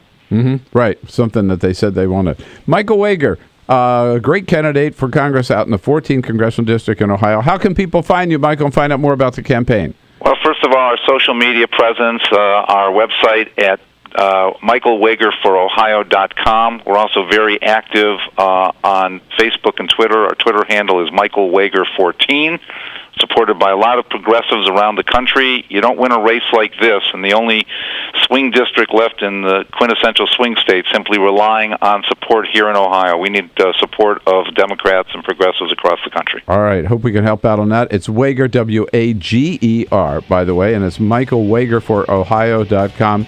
Good luck, Michael. We'll talk again. Bill Press, thank you. All right, Michael Wager. This is the Bill Press Show.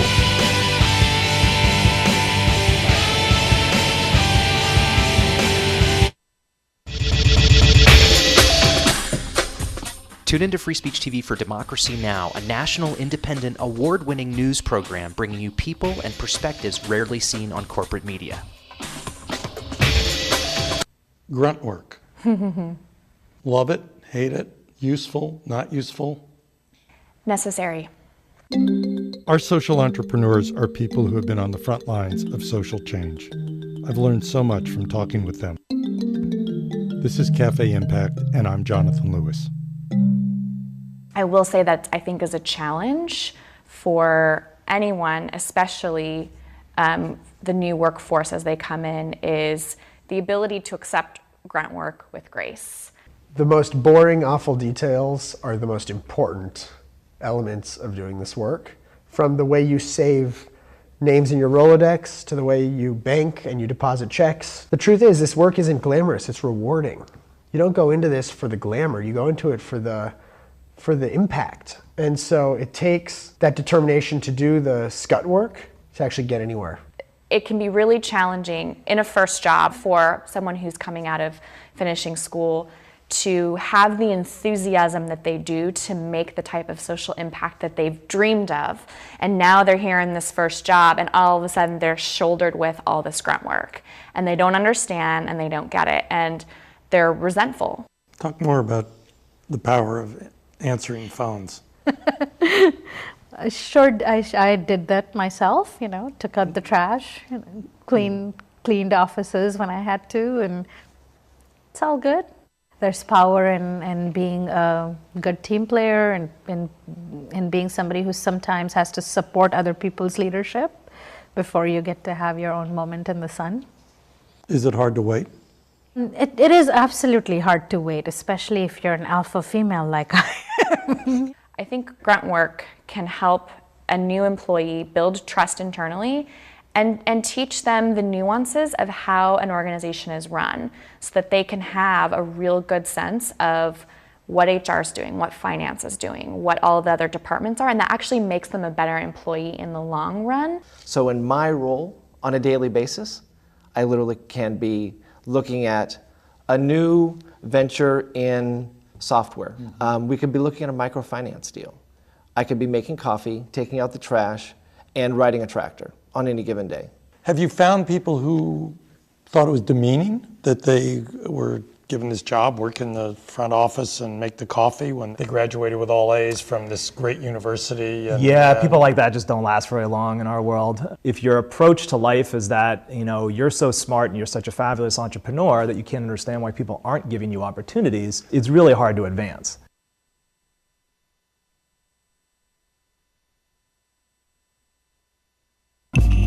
Tune in to Gay USA with hosts Ann Northrup and Andy Hum for in-depth coverage of lesbian, gay, bisexual, and transgender news. Watch Gay USA every week, only on Free Speech TV.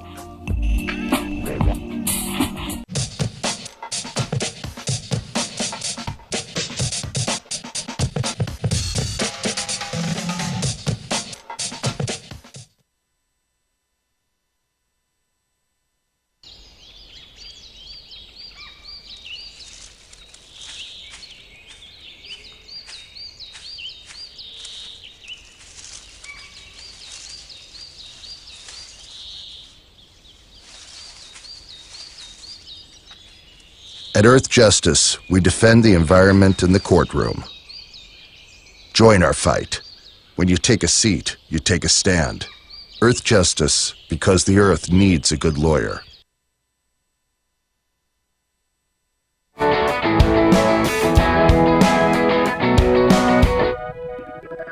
This is the Bill Press Show. 27 minutes after the hour, we're going to talk about the big report on torture coming out of the Senate Intelligence Committee and about that Russian hacking story in the next half hour. By the way, some breaking news we just reported that Edward Snowden has been granted a 3-year extension to his asylum in Russia. Certainly after the sanctions slapped on Russia lately by President Obama, Vladimir Putin was not going to do Obama any favor by kicking Edward Snowden out.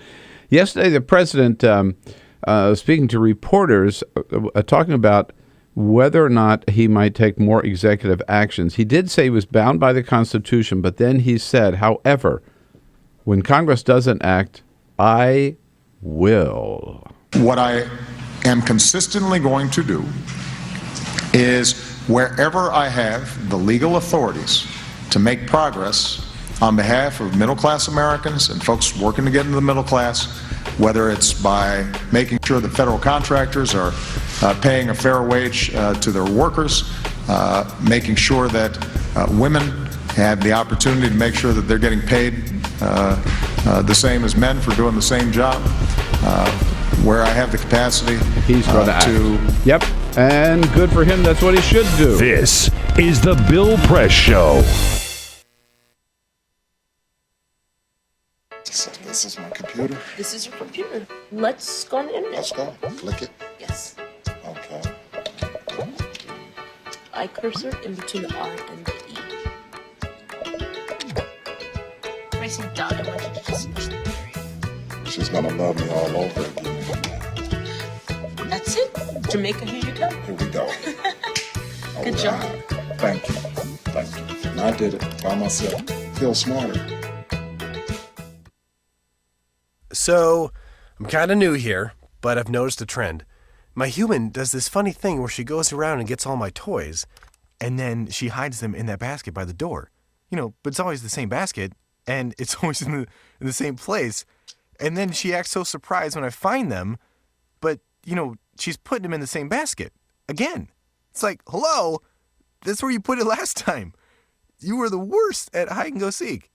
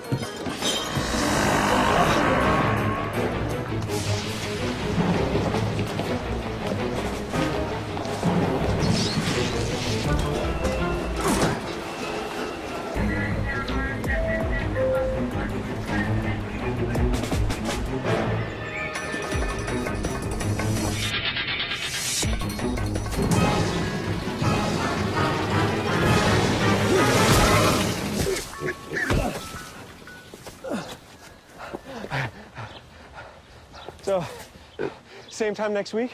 Well, of course. Put away a few bucks, feel like $1 million.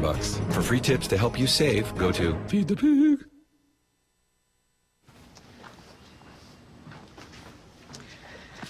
All right. I know this isn't any fun to talk about, but we should. Okay. So who's going to do what? I'll pack the dead batteries. Great. I'll only put what I don't need into a duffel bag. Perfect. That's totally unhelpful. No problem. Meanwhile, I will try to comfort everyone by speaking in a calm voice. And I'll try to get the generator going without any gas. Oh, let's not forget the cell phones, which probably won't work. Right. And who is going to handle supplies? I can forget to do a list for us. Thanks, pal. Well, I think we couldn't be any less prepared. I'm proud of you guys. Talk to your kids about who to call, where to meet, what to pack. Visit ready.gov/kids for tips and information. Hey, thanks for stopping by. You know, I followed your character since the first episode. I'm a big fan.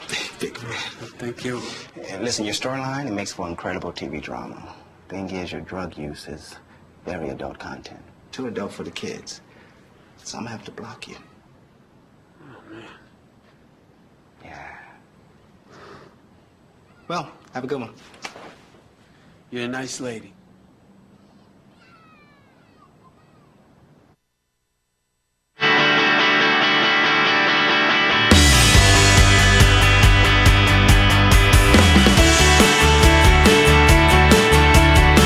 Connect with The Bill Press Show on Twitter. Follow us at BP Show and tweet using the hashtag WatchingBP. This is The Bill Press Show. All right, 33 minutes after the hour, Thursday, August 7, The Bill Press Show. Live from our nation's capital, Washington, D.C., right here in our studio on Capitol Hill, and brought to you today by AFSCME. You know the good men and women of AFSCME, the largest public employee and healthcare workers union in the entire country, under President Lee Saunders. For more information, visit their website at afscme.org, AFSCEME.org, Making America Happen. Indeed. And breaking news, as we mentioned just before the half, that Edward Snowden has been granted an extension, a 3-year extension of his asylum in Russia. Not a big surprise, perhaps, but his Russian must be getting pretty good by now. I think he's been there It already. better be. Or he's been there already a year. By the end of 3 years, he'll be fluent and may not want to leave. To talk about the latest with Mr. Snowden, the latest on the torture report from the Senate Intelligence Committee, and the latest on the Russian cyber theft story. Dustin Volz covers technology issues for the National Journal and joins us in our studio this morning. Hi, Dustin. Good morning, Bill. Good to be here. Good to see you. So, Mr. Snowden, safe for 3 years, huh? Yeah, 3 more years. And then after that, it looks like he'll be able to apply for Russian citizenship if he wants. So I think he'll be able to get even better at Russian after that. His lawyer came out this morning and said that his request was granted, that he's going to be able to stay for 3 years, and also he'll be able to apparently travel freely, not only within Russia, but at times he'll be able to go to other countries as well, if they are willing to host him. Oh, really? Yeah. This is all according to his lawyer. This was just announced within the last half hour. But he doesn't want to stay there for the rest of his life, does he? I mean, it's better, I think, than for him. He thinks it's better than coming back to the States and facing trial. So better than better than a prison cell. Better than a prison. I saw that he was actually out at the Bolshoi Ballet the other night. Oh, was he? Yeah. So he's starting to get around a little bit. It's good that he's working on his social life. Yeah. But as far as the United States is concerned, he is still a felon, and they want to. The administration wants to bring him back and put him on trial. Yeah, there's always kind of been these like vague conversations about maybe working on some sort of deal if he were to return, but clemency was never on the table. Eric Holder had repeatedly made that clear, and I don't think Snowden was willing to accept anything less than that. You know, he's very much of the perspective that if he comes back to the U.S., he won't get a fair trial. He'll wind up in a cell like Chelsea Manning. I was just going to say he could talk to Chelsea Manning about the fair trial. Right. So now we also learned this week some new revelations about a new program that NSA is up to in terms of the kind of or the number of people who are on the watch list as opposed to the number of people on the watch list who have, I think it's just like 25% of them actually have any real ties to terrorist groups, even the slimmest of ties. But this information came not from Edward Snowden, but apparently from a new source, a new leaker. What do we know? Right. So this was reported in The Intercept earlier this week, kind of talking about The Intercept, which is the new channel on First Look Media by Glenn Greenwald. Right. Edward Snowden's very good journalist friend. And came out and kind of discussed some documents that were related to the government's terrorist watch list, including its no-fly list. And one of the things that was apparent was that this document was from August 2013, which, as we might remember, is about 2 months, more than 2 months after Snowden met with Greenwald and gave him his treasure trove of documents.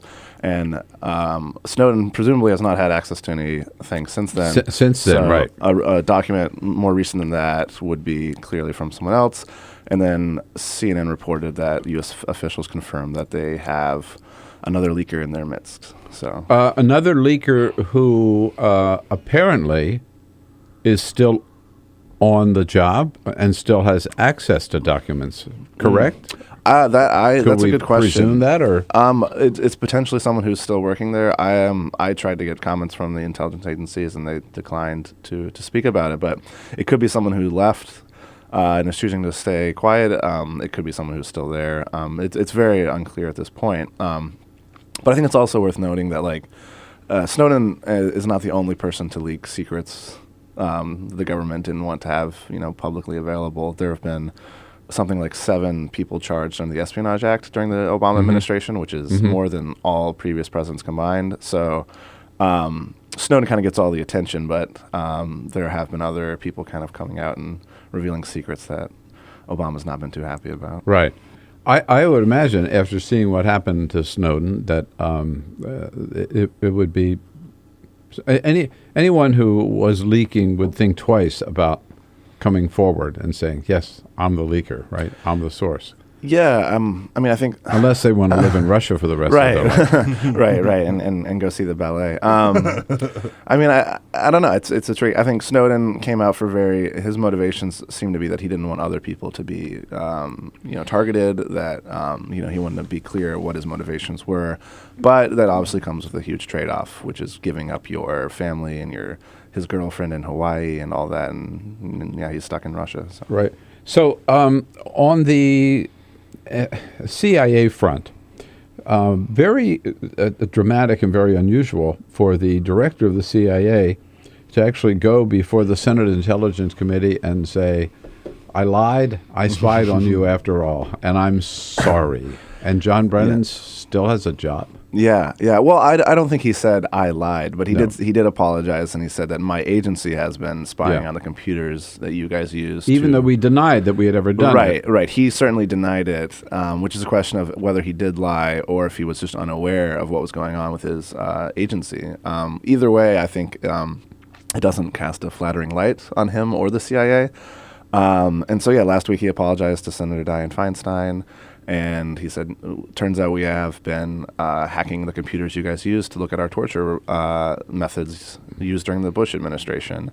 And this is kind of the latest in a escalating war, I would say, between the Senate and the CIA. And so now we're waiting for this torture report to come out.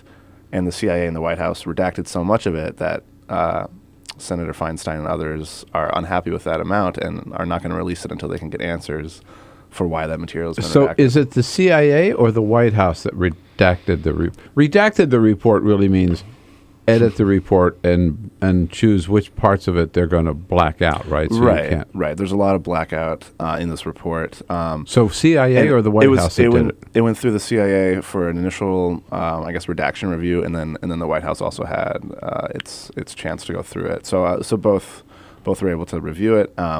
And according to several sources, it's something about 15% of the document is reported redacted. And as Senator Martin Heinrich, a Democrat from New Mexico, said, that's like try reading a book with 15% of it redacted. It's pretty difficult to do. But I think it's, from what I've read, I don't understand it entirely, but it's even worse than that in that, first of all, we were not going to get the entire report. We were just going to get the sort of executive summary, I guess. Right. So the body of the report is, you take that out anyway. So what we've got is 15% of the little bit that they were going to release anyway. So the full report, it's probably it might even be like we only get 2% of it, or right. I don't know. Yeah, I mean, it's a 500-page summary that is going to be released eventually, hopefully. And yes, that's a small cleavage of kind of the bigger, like 6,000 or 7,000 page report that the committee put together. So you're right that this is already kind of starting from a place where the president has already said that this report is going to show that we did some things we should not have done. Yeah. I think President Obama's in an interesting situation where he wants to be upfront with what the Bush administration did, policies that he... In terms of torture. In terms of torture, waterboarding, and the like. And he, these are policies that he does not favor, but he's getting pressure from his good friend John Brennan at the CIA and others in the intelligence administration, agencies who don't want, these unflattering things to come out. Well, he's also in a difficult position, it seems to me, because, as he says, this report is going to come out and show that we broke the law in terms of torture, and we did some things we shouldn't have done. At the same time, he's already said he's not going to do anything about it, hasn't he? I mean, yeah. I guess we'll see what he does. These people who did this torture, the CIA people, are not going to be prosecuted. Right. I don't think we're going to, bring CIA officials or Dick Cheney back and try them for any of these things. Oh, it seems like Obama wants to. Please. I'm sorry, Bill. You're not going to get your wish. But I think Obama sees this as something that we need to come to terms with. We need to recognize what was done and have a discussion about the efficacy of that. But we're still fighting over what exactly we should release. What is the danger of releasing the entire report? Well, certainly there are classified information in any of these reports. Certain names that maybe need to be kept secret. All right, take the names out. You take the names out. Then release the entire report. It's unclear exactly what is being redacted. The Senate Intelligence Committee says there are important details about the methods that are being redacted. The CIA says no, actually it's mostly in the footnotes that we're redacting. We're redacting a lot of the footnotes. It's not that big of a deal. These are just information that doesn't need to be public. I guess it's a little bit, who you believe on it until we see the report. Right. Dustin Volz with us from the National Journal, a tech policy writer and covering all these important issues. So when we come back, you thought that the NSA, let's put it this way, it's not just the NSA that is sitting alongside of you as you are working on your computer and writing your emails.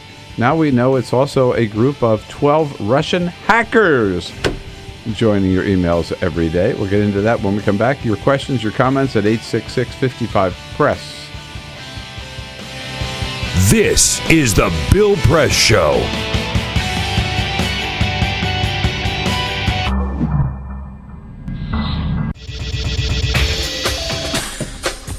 Tune into Free Speech TV for Democracy Now!, a national, independent, award-winning news program bringing you people and perspectives rarely seen on corporate media. I'm the retired bishop with the Episcopal Church as the bishop for all chaplains in federal service. I read that there was a group of people that represented a sense of injustice that I had. We'd lost Zuccotti. I mean, there was a kind of a hope that maybe Trinity Church would be gracious and give refuge. We picked this day where we would gather and demonstrate that Trinity was closing its ears to what was happening. We marched around the block, and I realized that, my goodness, they're carrying a ladder.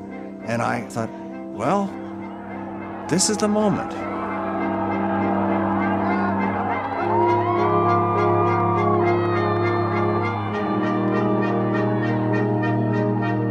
You could feel a spiritual presence. You could feel a certain something.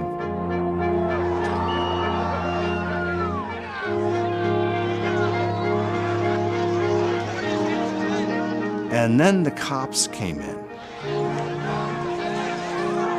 It got brutal. I'm with you right here. Robin, I'm here. The church needed, in this moment in history, to stand alongside of these protesters. The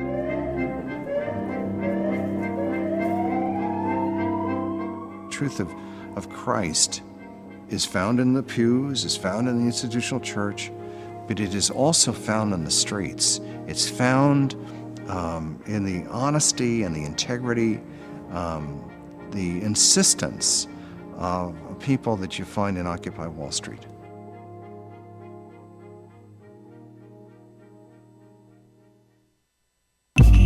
Tune in to Gay USA with hosts Ann Northrup and Andy Hum for in-depth coverage of lesbian, gay, bisexual, and transgender news. Watch Gay USA every week, only on Free Speech TV.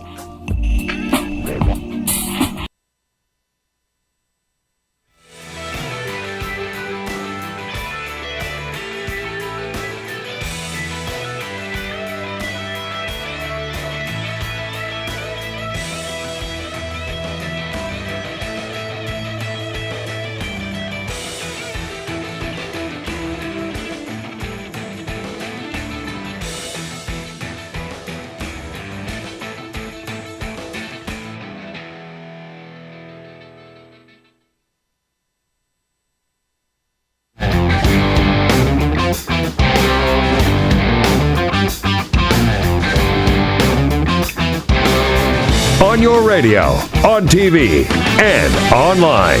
This is The Bill Press Show. 12 minutes before the top of the hour, we're going to talk sports and global trade in the next hour here on this Thursday, August 7th.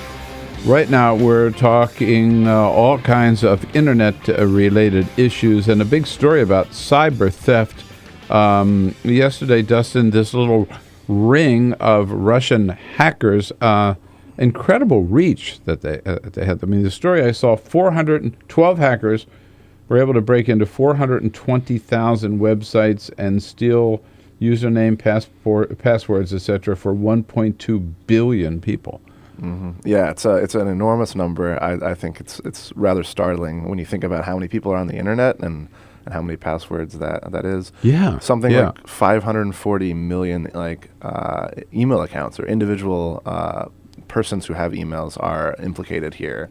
And I think what's really scary is how much we don't know yet. There's a lot that the New York Times didn't report about this, and it's still unclear exactly what their motivations are. So far, it's been pretty benign. They're using this data to kind of spam social media, your Twitter and your Facebook, hack into it and spam different things, and that's obviously bad, but it's not as bad as it can be. And so I think the question right now is, what's going to happen next?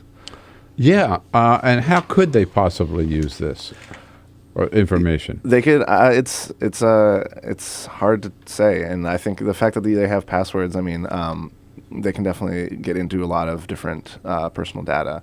Obviously, people do their banking online now. Right. They do healthcare online now. There's a lot of data that can be subject to vulnerability here.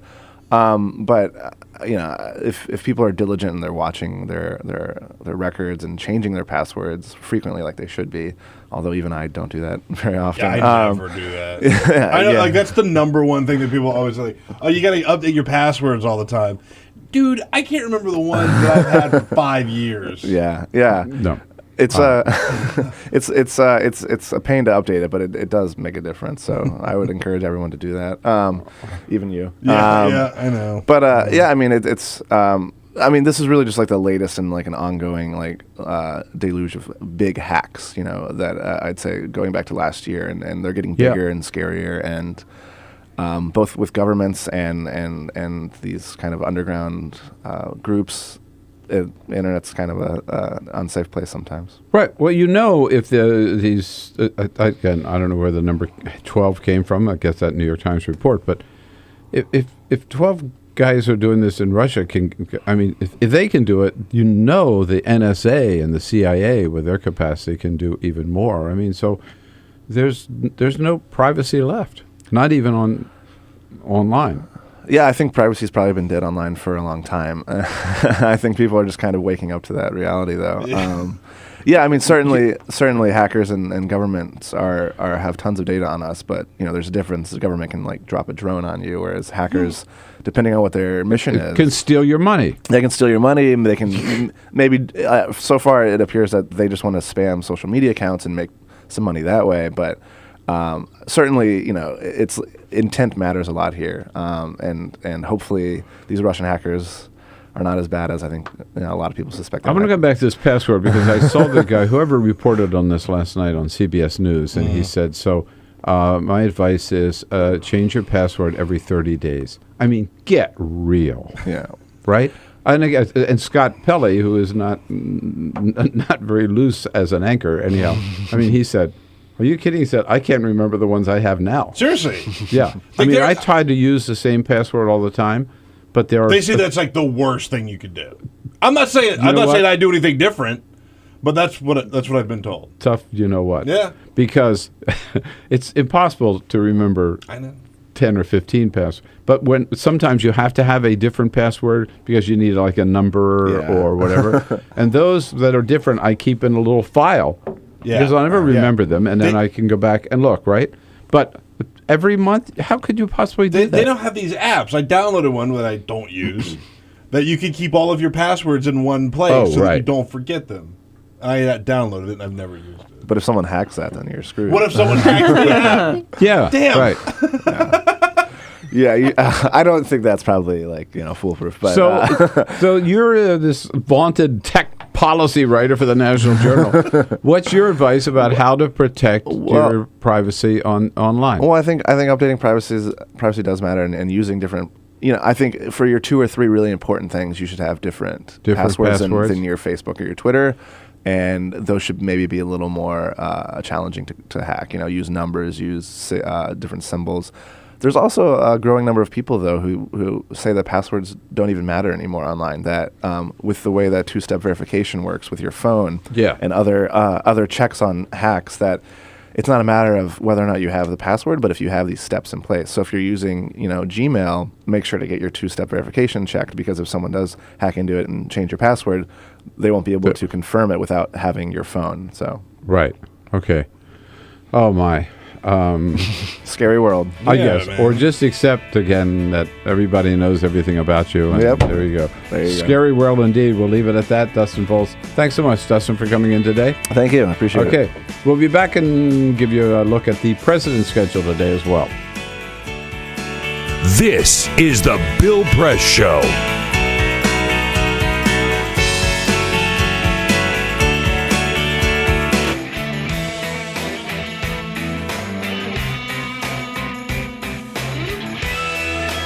Okay, get ready for the old switcheroo, because as we get into hour number 3, we know we're going to lose you on Free Speech TV. Ask you to shift over to our video stream at TawkrTV, youtube.com/Tawker, TAWKR-TV. In the next hour, we'll talk sports with Jordan Schultz from Huffington Post, and then look back at this Africa Summit and general foreign trade, global trade issues with Bill Reinsch, who's the president of the National Foreign Trade Council. Hour number 3 coming up. Stay with us on TawkrTV.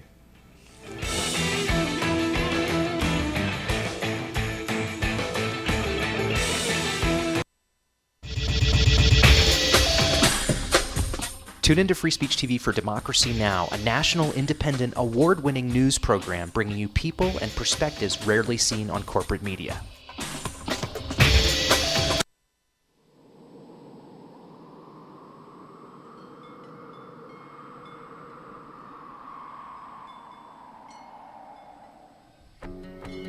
I probably would make a time machine. I would make medicine for the sick. I'd probably invent something new. 我会赢到5个总冠军戒指。 If I could have an extra 5 years to live. You said 5, right? 5 years. It's a long time. I would try to fix everything I did bad. I would bring my uncle back because I miss him very much. I would get more hamsters. I would probably want to go looking for dark matter. I think I'd go looking for aliens. If I could live an extra 5 years. I was thinking about making like a helicopter, like a wooden helicopter, but I don't have any wood. I want to go check out the moon sometime. I'd probably teach my sister not to hate tuna. I would try and invent a machine that lets you run at light speed. If I had 5 more extra years to live, I would be the boss of all the chipmunks. Eu cantaria na frente de 1 milhão de pessoas. I don't really know. I think I'd do anything. Why are you asking me that?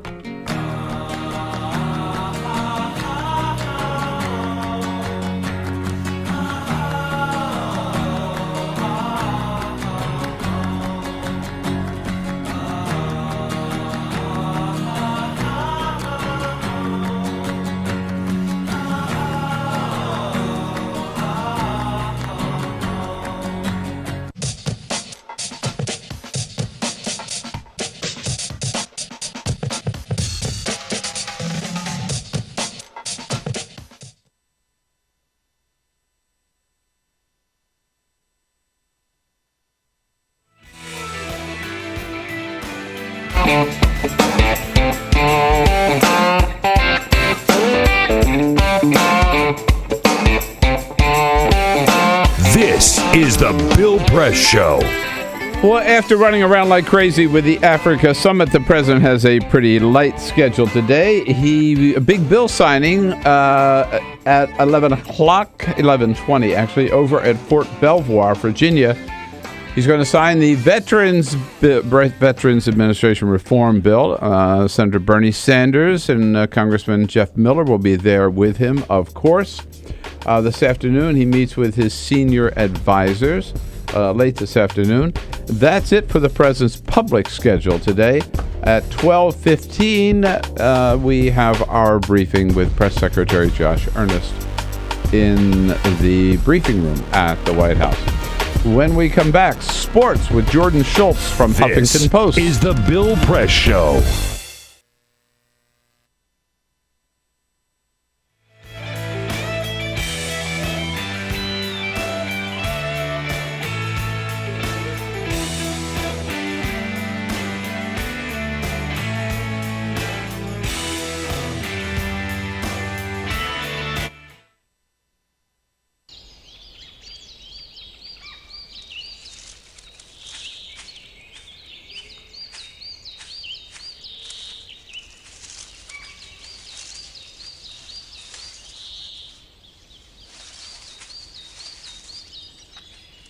At Earth Justice, we defend the environment in the courtroom.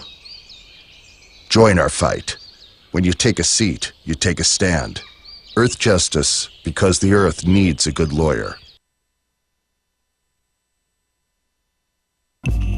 Tune in to Gay USA with hosts Ann Northrup and Andy Hum for in-depth coverage of lesbian, gay, bisexual, and transgender news. Watch Gay USA every week, only on Free Speech TV.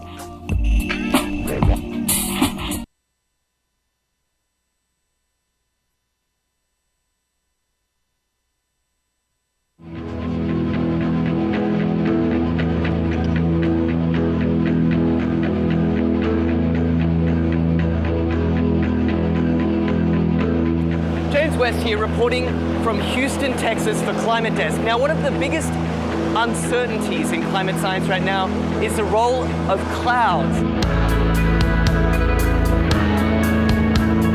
What better way to work that part out than flying right through them? That's what NASA scientists aboard this airplane think. Welcome to NASA's biggest airborne laboratory. You're coming with us today on an 8-hour NASA flight mission. When you read these big IPCC climate assessments, what's the biggest uncertainty? There's two, right? the role of aerosols and clouds. Clouds is probably bigger than aerosols. That is a piece of a puzzle that right now we are missing. You can't get the models right if you don't understand the chemistry and the process. Now we're being told we've got to get on. The doors are about to shut, so let's go aboard.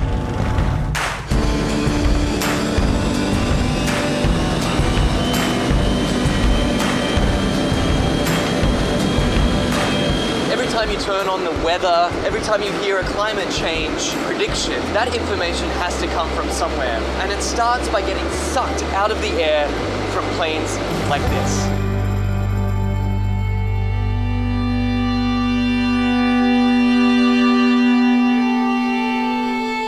This mission is to particularly try to understand the emissions from the surface, so mostly biogenic emissions, so from trees and other plants. Right now we're flying to our very first part of this experiment on the DC-8. Over Arkansas, there's a particularly pungent bouquet of emissions that scientists are interested in measuring. Well, these emissions lead to both aerosols and to molecules that both destroy and create ozone. So these are very important things to understand for climate studies. How it will manifest itself, it will be in more accurate and more reliable predictions. So what we're doing is taking a series of flyovers, each at a different level of the atmosphere, scooping up those emissions, testing them, and hopefully scientists are going to see exactly what's in this column of air all the way up. The data that we collect in one flight can keep busy 60 scientists and students for 3 years, 4 years. We're still studying data from data collected 20 years ago. In fact, this particular mission today is its most heavily equipped in its nearly 30 years of service. Each one of these consoles here is a specially equipped scientific instrument designed to collect all sorts of different data in real time. And this instrument here tracks the sun. We're looking at mist chambers. They're used to strip soluble gases. This black line is the CO2. It's about 390 ppm right now. We're putting these filters in the bags and we've got the aerosols that we trapped out of a certain amount of air. And so we're sampling up here about 150 liters a minute. That ultimately flows back into the operational models. It flows back into what goes on TV every day. Anyway, I got to get this sample going. You do it. It's a busy man at work. We can't let him rest. Well, get this. We've just spent 2 hours crisscrossing this one cloud formation. In, back out again, back in again. Then they grow, and we track them as long as we can, and then we let it go. Even one cloud can hold a host of answers to the mysteries of climate change. The patterns of, where the clouds are, what type of clouds we see, what kind of weather systems they're associated with it, that'll all be shifting in a shifting climate, in a world with climate change. Then the big spark is this, is when we actually get the meat on the grill. And then it will be some time to process it.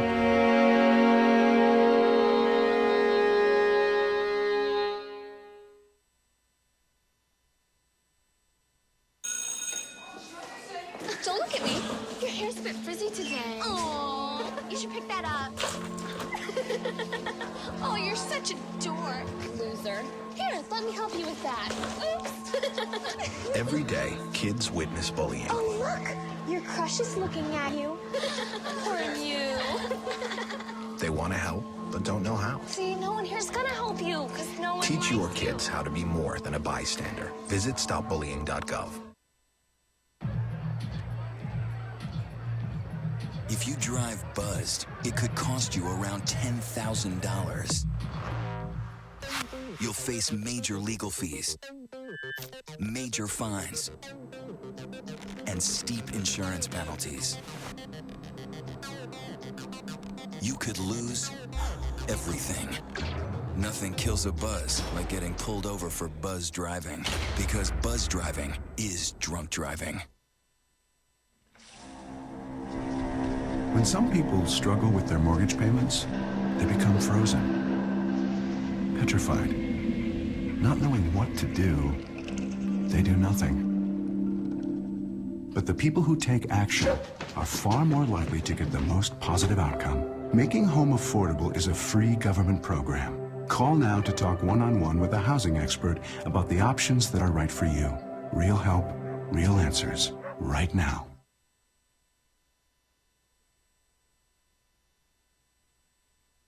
Bill Press Show. Southwest Airlines, what about it? You don't need a ticket. You don't need a boarding pass. One lady in San Jose proved all you need to do is board the airplane and buckle your seatbelt, of course. What do you say? Hello, everybody. Great to see you on a Thursday, August 7. The Bill Press Show booming out to you live from Washington, D.C., all across this great land of ours, coast to coast, in fact, all around the planet on TawkrTV, our video stream, youtube.com/TawkrTV, and on your local progressive talk radio station, wherever you happen to be. If you're not lucky enough to have a progressive radio station in your community, don't forget you've got the TuneIn app downloaded. It's free. Progressive Voices channel, there we are. And also on the iHeart Radio, where you can hook up to one of our great affiliates and listen to the show again, wherever you happen to be. Listening or watching, good to have you with us today on this Thursday, August 7, with lots to talk about. The African Summit finally over here in Washington. The 50 or so African leaders on their way home or to other parts of the country, and we'll find out a lot about more about that later in the hour from Bill Reinsch, who is the president of the National Foreign Trade Council and a major player in this Africa Summit this week. We are here with our team this morning, Peter Ogburn and Elisa Murphy. Hello, guys. Hey. Thursday. Yeah, happy Almost Thursday. Friday. Alicia Cruz here on the phones, ready to take your calls at 866-55-PRESS. And rounding out the team, Cyprian Bolding, our videographer, keeping us looking good on the video stream, TawkrTV. Yesterday we talked about this little 5-year-old kid from Wayne County, Pennsylvania. Yeah. Noah Ritter. That's right. Who went to the Wayne County, Pennsylvania Fair and then just became an instant media star just by talking about how much he enjoyed the rides and how much he enjoyed appearing on, apparently, how much he enjoyed, apparently, appearing on live TV. Apparently is his key word, and he uses it over and over again. He was such a star that he made it on Good Morning America yesterday. Nice. Michael Strahan, the former Giants player, now one of the hosts of GMA, interviewed Noah Ritter, and Noah had to admit that he had sort of lost his affection for the Giants. Here's this amazing 5-year-old. And I know you're a part of the Giants, but I used to like the Giants, but my grandfather brainwashed me into liking the Steelers. Well, you tell your grandfather he is absolutely wrong for that. I will not forgive him. I'm surprised you didn't say my grandfather apparently brainwashed me. Yeah, right. That kid, I'm telling you. Give that kid a TV show, man. Watch out. Give him a TV. He'll have his TV show. Should. I think by the end of the week. Yeah, we got a little. He's still going. There he is. Hey, all right, Noah, your time's over. Yeah. We will again be talking a big sports story here at the top of the show, and then we're going to get into global trade and the Africa Summit with Bill Reinsch from the National Foreign Trade Council. But first, this is the Full Court Press. Just a couple of other stories making news in Oak Harbor, Washington. They are looking for a new sheriff, and they have a candidate now. That man is Dave Ollinger. He lives in Oak Harbor. It's about 90 miles northwest of Seattle. Mm-hmm. Here's the thing about Dave Ollinger, Bill. He is 87 years young, which... He could still be a sheriff. He could still maybe be a sheriff. That's not as troublesome as the fact that he's a nudist. Oh. An 87-year-old nudist is running... is running. Think of all the money he'll save on uniforms. I mean, where do you put your gun? Yeah, well. Where do you put the badge? Where you put the badge. Right. Mm-hmm. Yeah, well. We'll have to wait and see if they speak in favor of the nudist. You know, the Super Bowl has become known for it's as much about football or as entertainment as it is about football, right? So who does the halftime show is the big thing. Who's going to do the halftime show this year? Well, they haven't announced who it's going to be, but there is a movement online to have Weird Al Yankovic. People of the internet want him to perform at the Super Bowl. They say they grew up with Weird Al. He's just as relevant now as he was, and they want to introduce people of a younger generation to Weird Al Yankovic. The petition on change.org currently has 46,000 signatures. Not sure if that's going to be enough to get him on the broadcast, but we will keep you posted right here. Nice to know he still has some fans out there, I guess. Huh? Yeah, he had like the highest selling album. Wouldn't be my first choice, but no, he wouldn't be my first choice. But I wouldn't be opposed to it. I'll put it that way.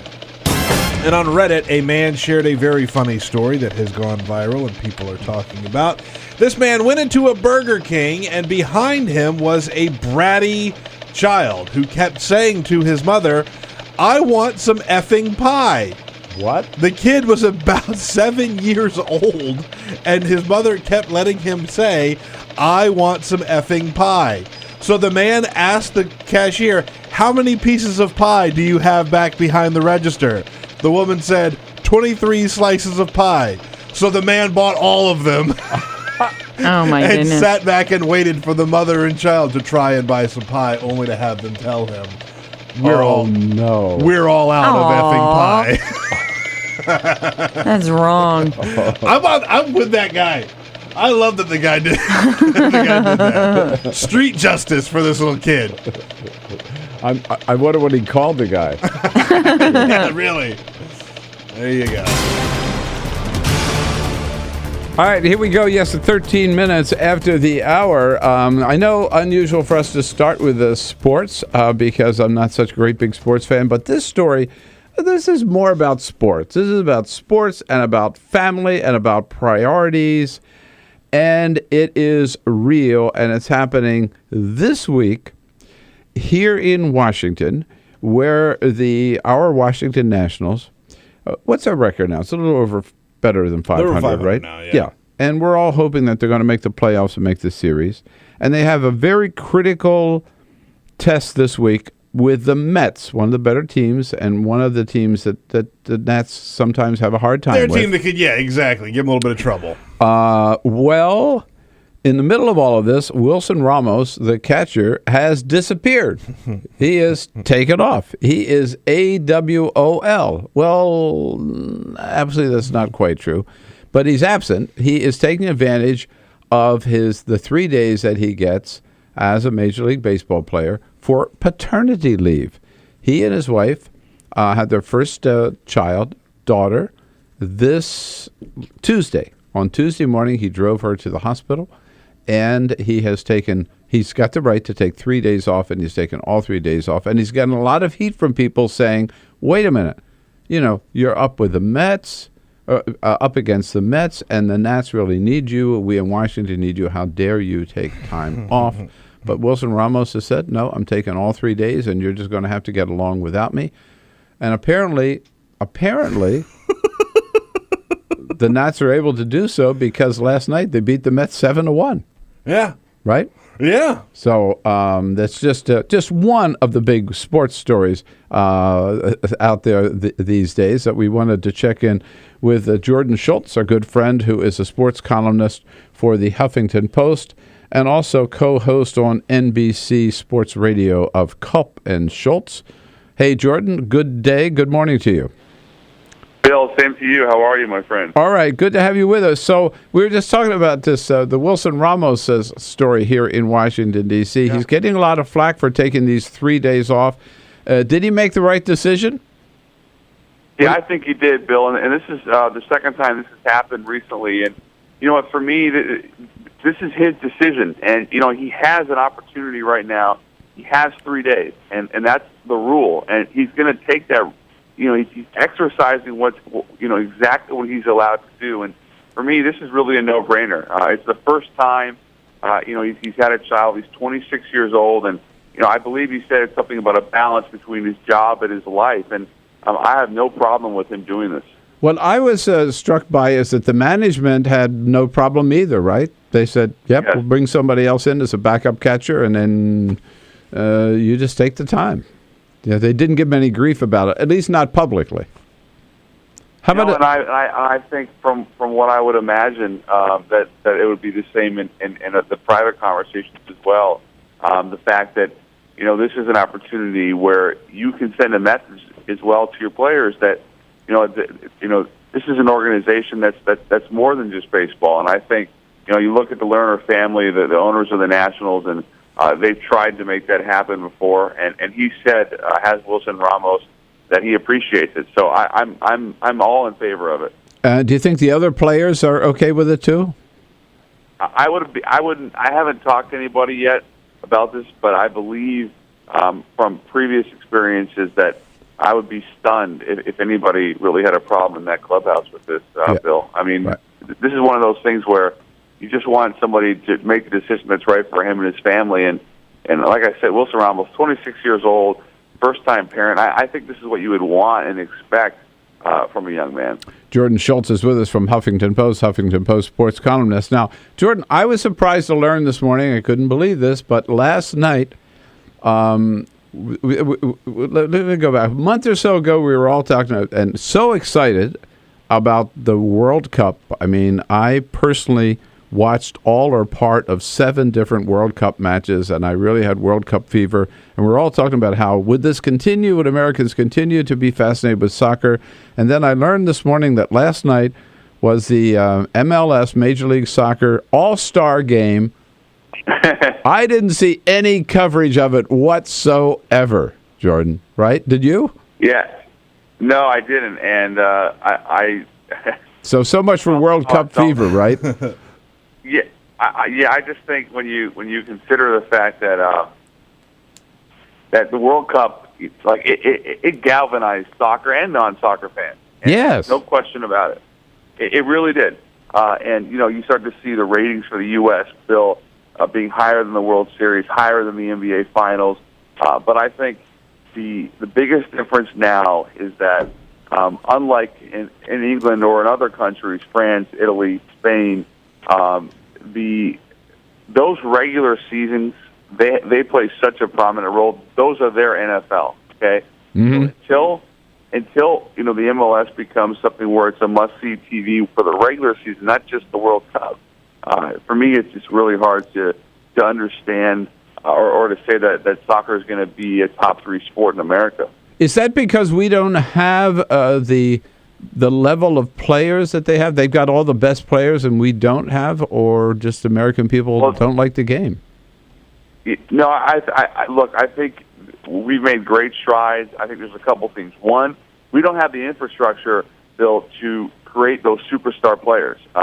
When you're talking about, Lionel Messi going to Barcelona when he's 13 years old to train in their kids program, we just don't have that. We have a couple academies here, a couple in Florida that have developed players, but until we have superstars, I think, until our best athletes are playing soccer, I think it's going to be really hard. And secondly, I just, the TV coverage is not there for regular season games, right? And it's just not, for me, it's not in our blood yet to go ahead and say soccer's must-watch TV.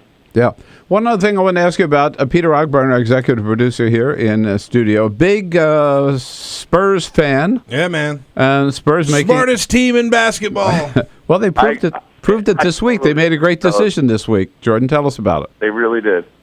Yeah, so for those who haven't known Bill, I mean, Becky Hammond, she's had a great career in the WNBA. Now she's going to be the first female assistant coach in NBA history, and this is an unbelievable story, and I love what she said. She said, for me, I haven't looked at like I'm, being a female. I just want to be a coach, and that's awesome. And I think the Spurs, they've been trailblazers before, and everything that they do, Bill, is the right way. And it starts with Greg Popovich. It starts with their owner, Peter Holt.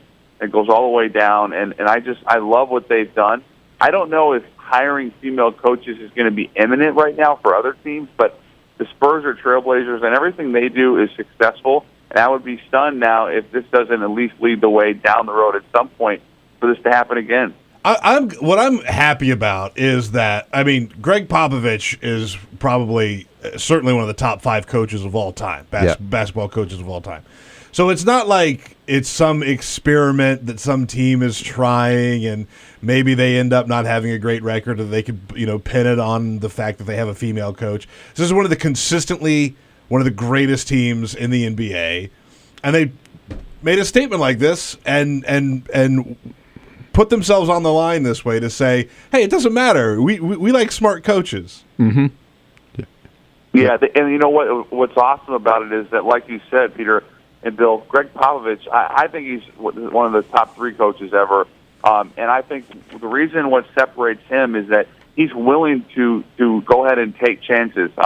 What they've done with European players or South American players with Ginobili or Tony Parker, the Thiago Splitter, their scouting has always been first class.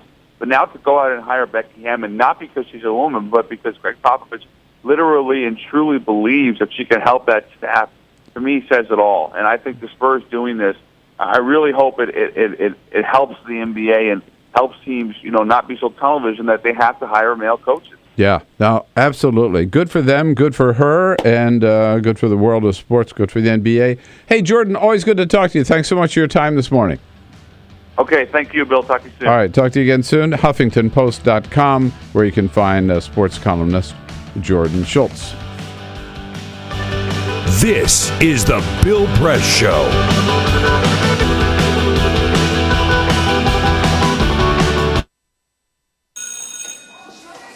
Don't look at me. Your hair's a bit frizzy today. Aww, you should pick that up. Oh, you're such a dork. Loser. Here, let me help you with that. Oops. Every day, kids witness bullying. Oh, look. Your crush is looking at you. Poor you. They want to help, but don't know how. See, no one here's gonna help you, because no one Teach your likes kids how to be more than a bystander. Visit stopbullying.gov. If you drive buzzed, it could cost you around $10,000. You'll face major legal fees, major fines, and steep insurance penalties. You could lose everything. Nothing kills a buzz like getting pulled over for buzz driving, because buzz driving is drunk driving. When some people struggle with their mortgage payments, they become frozen, petrified. Not knowing what to do, they do nothing. But the people who take action are far more likely to get the most positive outcome. Making home affordable is a free government program. Call now to talk one-on-one with a housing expert about the options that are right for you. Real help, real answers, right now. Here at the GED Pep Talk Center, we have pep talkers standing by to get you motivated for your GED diploma. Text the name Terry to 69222 for a sympathetic pep talk. You show people what you really are. Or for a gentle pep talk, text the name Deborah. You know you're going to make people very proud of you. And if that's not enough, text the name Danny for an extreme pep talk. Prove everyone wrong. Show them you're the boss. Get your GED pep talk and find free GED classes. Text the name of the person you want a pep talk from to 69222.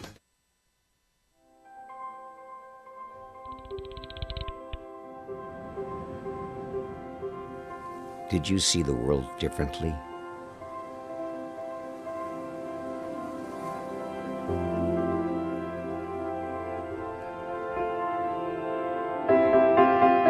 Did you celebrate the victory?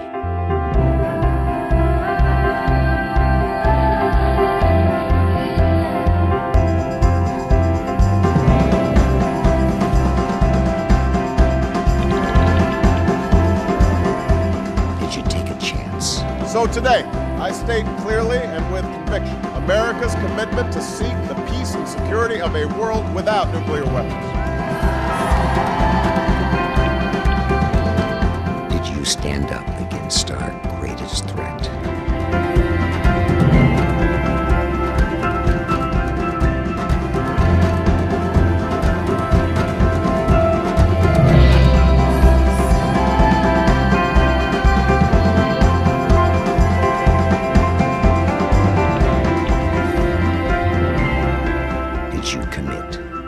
change the world.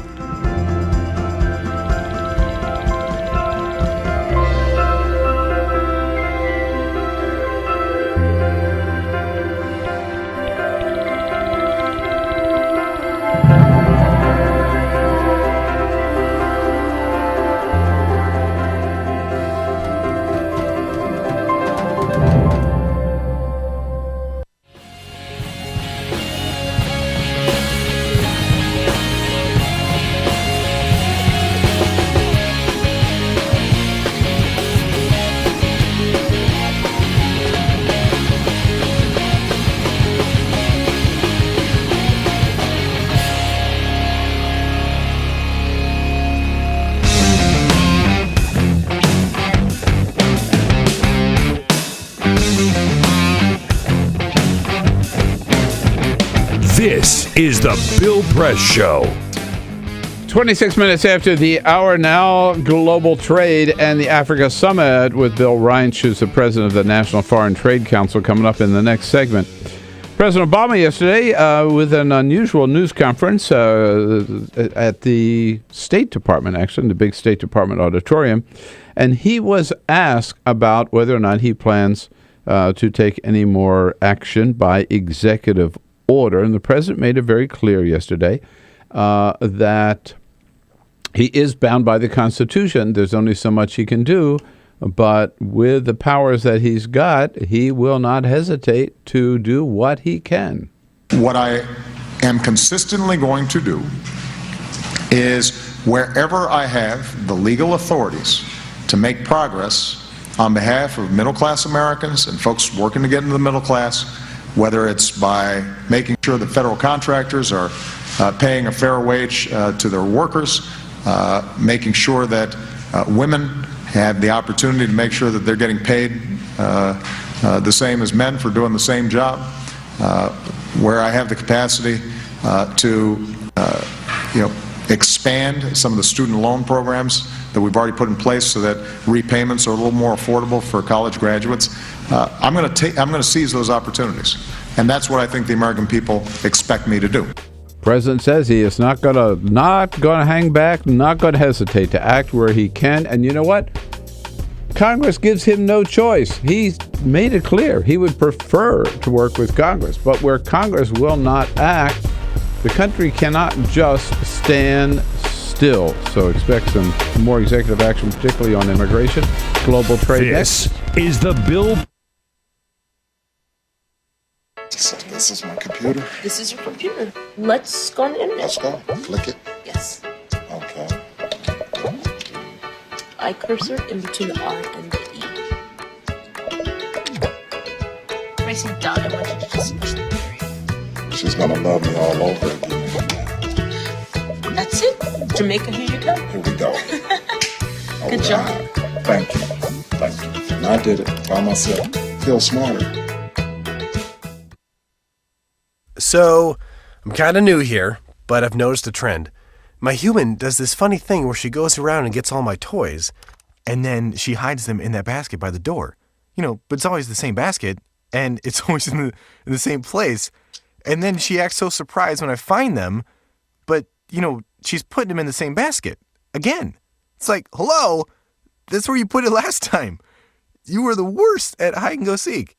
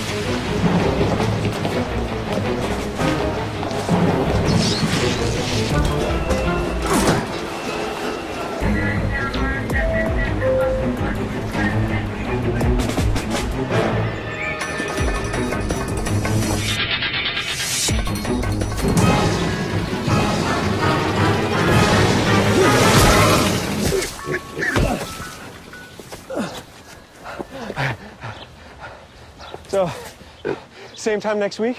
Well, of course. Put away a few bucks, feel like $1 million. For free tips to help you save, go to Feed the Pig.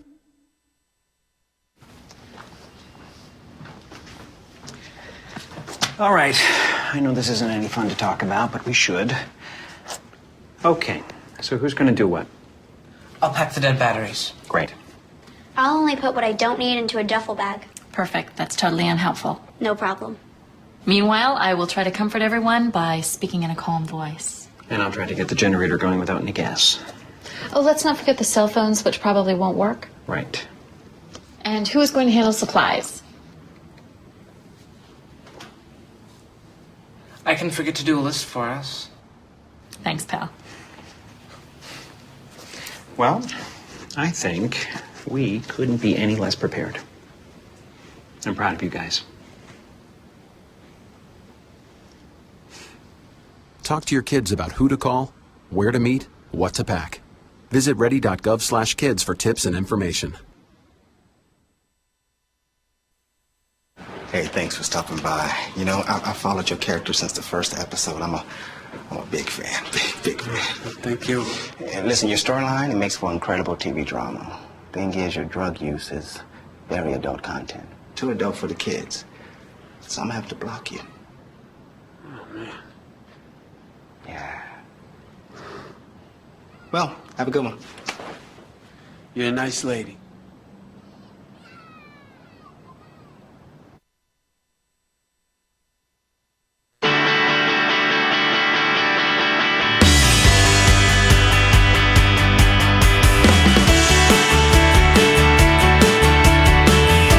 Connect with The Bill Press Show on Twitter. Follow us at BP Show and tweet using the hashtag WatchingBP.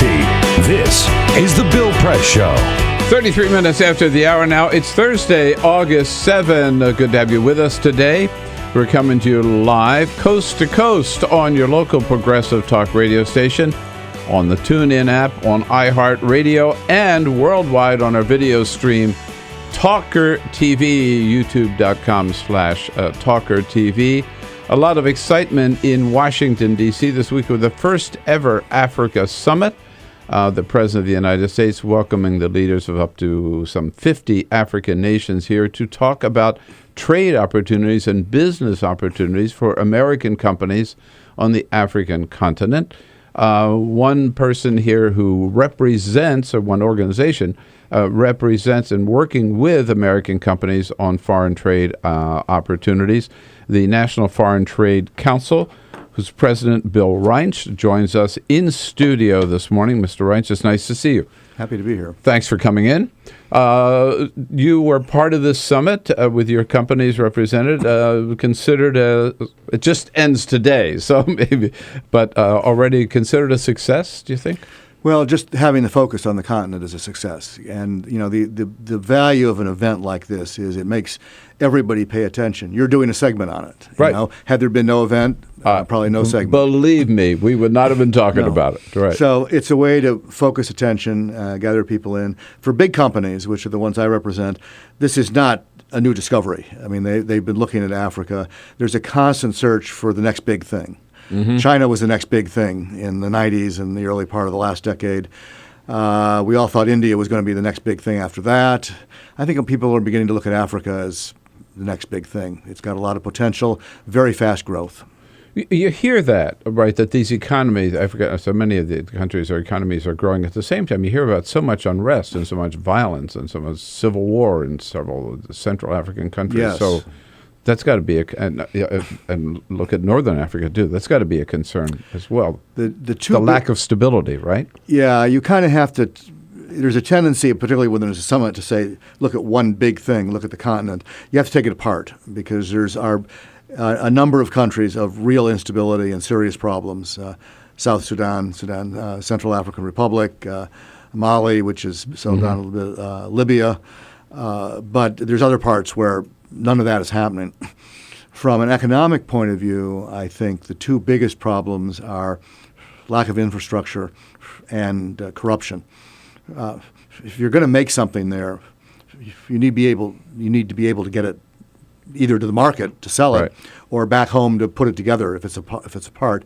So you need planes, trains, and automobiles, and that means you need roads, bridges, airports, railroad tracks, all that stuff. And a lot of places don't have all that stuff. There are a lot of countries in Africa where if you want to go from one to the other, you have to fly to Europe and then come back because there simply aren't direct flights. Building that, and if you look at what the president announced, a good bit of the money that is going forward is for, building stuff and also building reliable electricity supplies. Because if they want to move up the value-added chain and manufacture stuff rather than simply be a place where people extract minerals, which is what's been true for a long time, you need reliable power. And there's a lot of places that don't have it. I mean, some places don't have it at all, and some places that do have it, power outages daily at random, and you can't make anything in that kind of environment. Now, I was at the White House the other day where it was announced $14 billion in investments on the part of American companies, and you represent most of these big companies that are involved in foreign trade on the continent. I mean, pardon my saying so, but $14 billion. It's a lot of money, but if you're talking about the entire continent of Africa, it's not a lot of money, is it? No. Baby steps. Yeah. I think. There's a lot of, people are going to hesitate because, it depends a little bit on who you are. And if you're an oil company, you don't always hesitate because you go where the resource is, if the country's got oil. And the reality is, the oil in all the nice, easy countries has been exploited already. So they end up in places that have often bad governments or bad geography, or they're offshore or they're in the Arctic. If you make soap, it's completely different. Every country has soap. And if you're going to set up a soap-making factory in Cameroon as opposed to Gabon, as opposed to Botswana, you can go to any of those places. And then you have a whole different set of calculations. Size of market. A lot of these countries are small. So you think regional, and that gets back to infrastructure. If you can't move the product across the border, you don't go to that place, you go somewhere else. So people, I think, are going to be cautious. Are we late in the game of the United States in seeing Africa as this great opportunity? I keep hearing about China being people there say first. that. I don't entirely I don't entirely believe it. The Chinese have been in, but the Chinese, what the Chinese are doing is different. They're after the minerals. They're after the natural resources, and extracting and yes, exporting and taking it back. Right. Mm-hmm.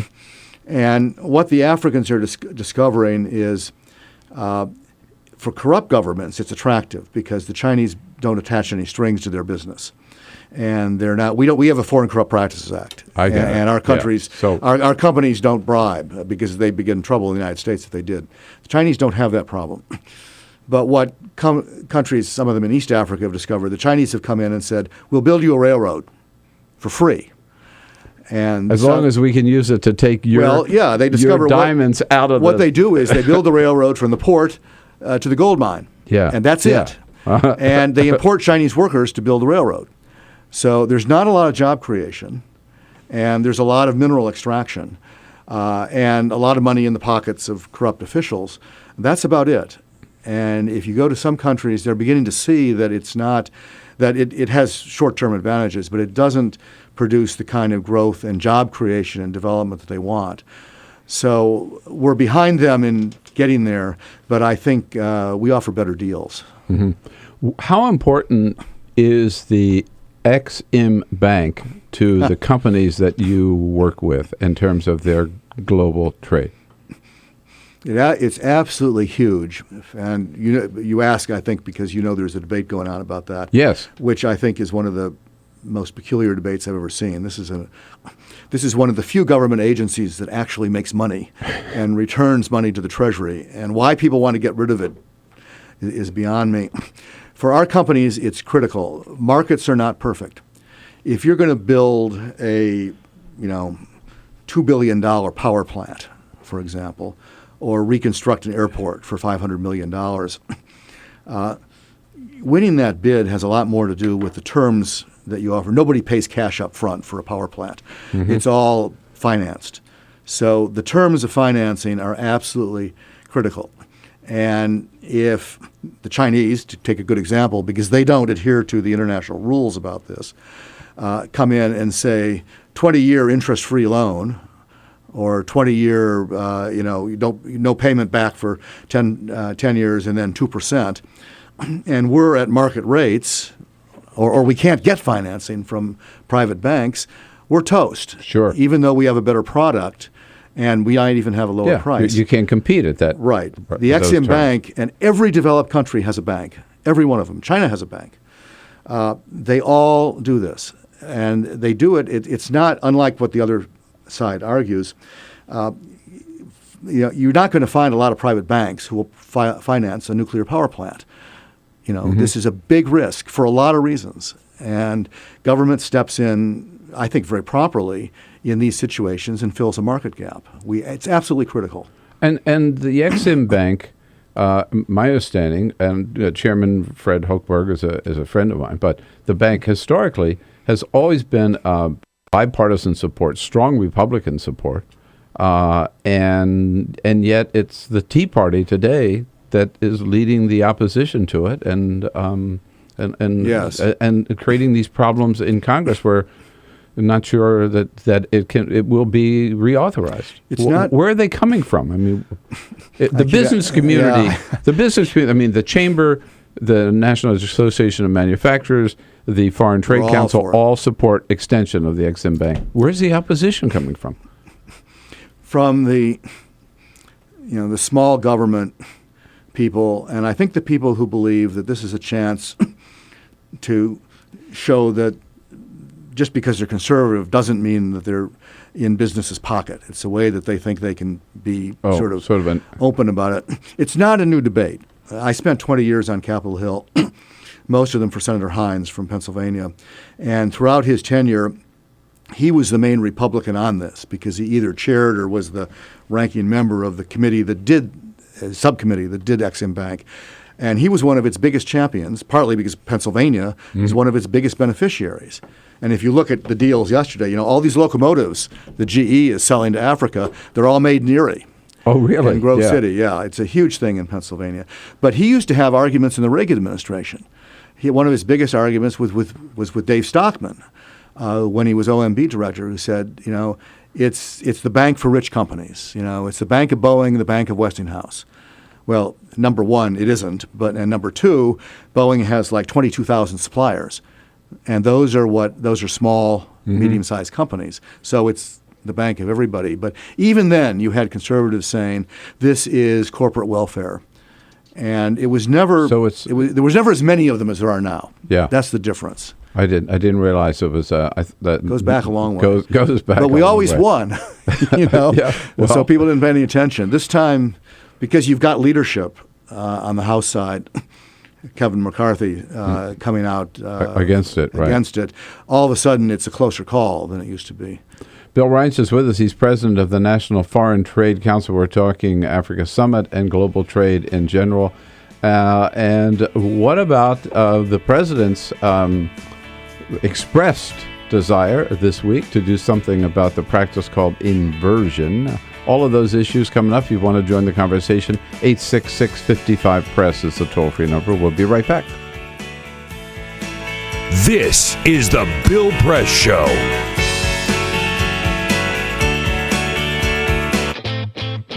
What gets you into college? Good SAT scores? High GPA? Lots of extracurriculars? Sure, but what you really need is money. If you don't have the cash, you'll need a loan. And we mean huge student loans because the cost of college has risen 1,000% in the last 30 years. This means big money for the banks that collect fees and interest. Now, millions of young people are starting their adult lives with an average of $29,000 of loans on their backs.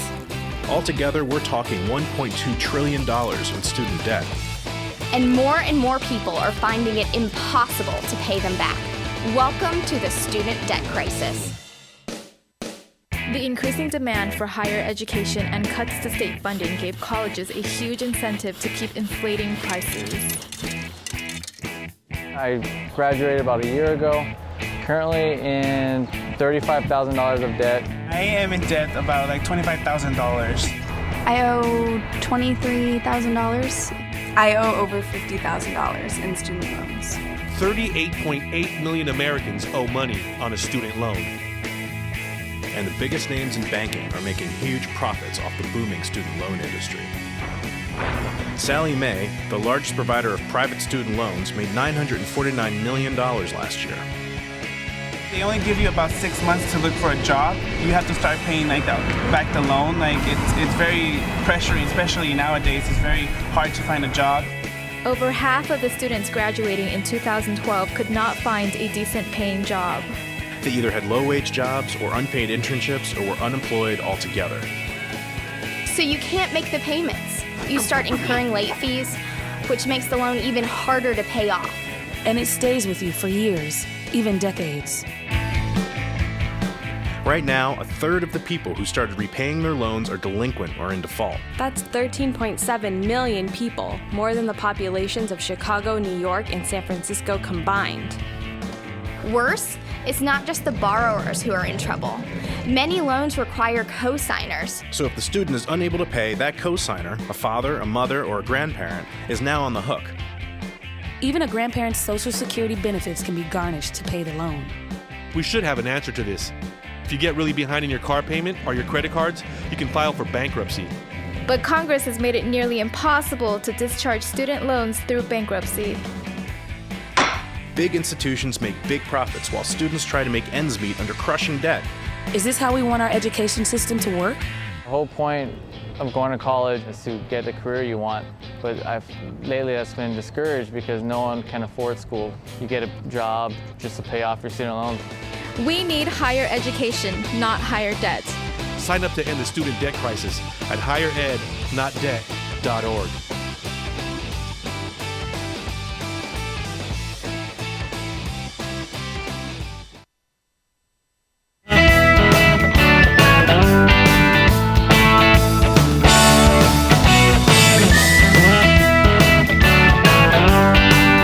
On your radio, on TV, and online.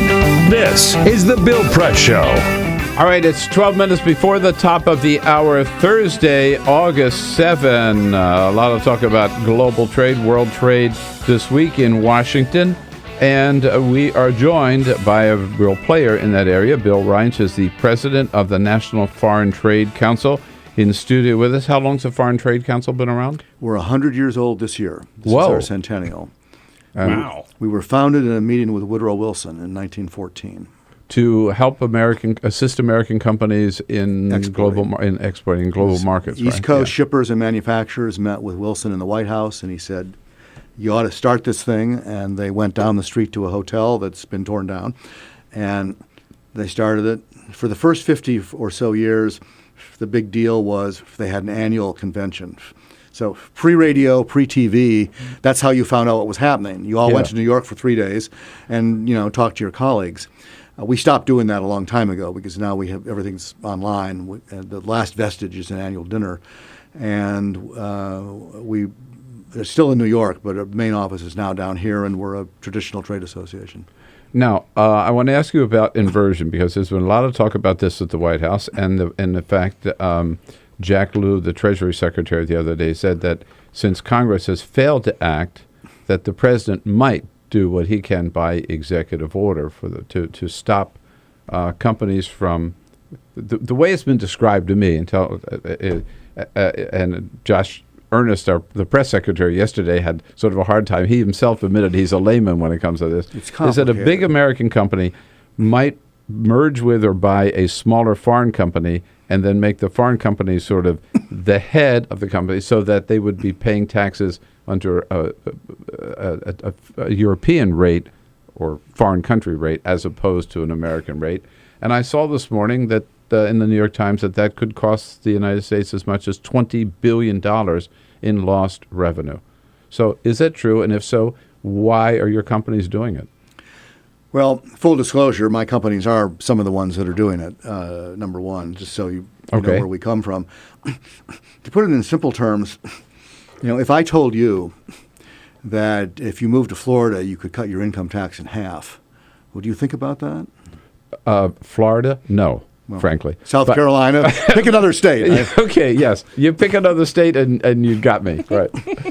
Pennsylvania. Depends on where in South Carolina, but okay. I have a friend who's moving to South Carolina because his accountant told him to.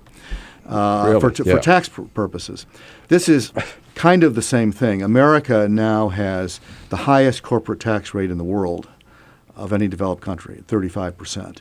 Most of them are significantly lower than that. Ireland, I think, is 12 or something like that, 12.5. If you're a company and your goal is shareholder value, and we can debate whether that is the right goal or not, but corporations usually articulate their goal that way, and Wall Street certainly articulates their goal that way. Sure.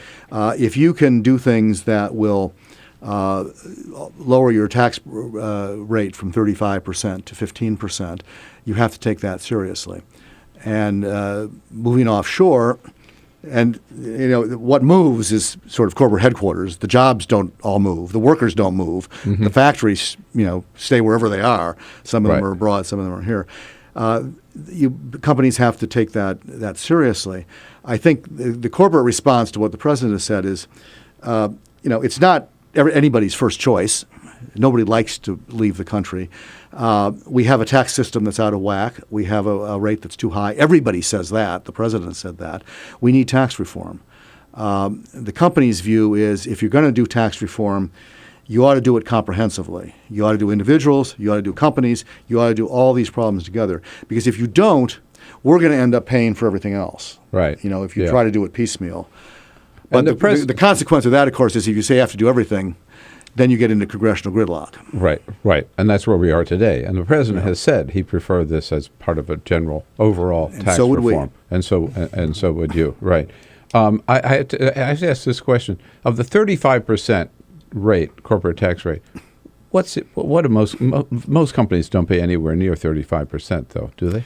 Well, it varies, and that's a hard question to ask because, first of all, that's not public information, and they don't like to talk about it. Most of them do better than that, but I would still say they're in the high 20s. Mm-hmm. Okay. Bill, nice to see you. Thanks so much for coming in. Sorry we're out of time. Glad to be here. But these are very, very important issues, very important to the U.S. economy, and you're right in the front line, so it's nice to have a chance to talk to you about it. Thank Pleasure. you. The National Trade Council people can find at nftc.org. National Foreign Trade Council, nftc.org. We'll be right back with today's parting shot. This is the Bill Press Show.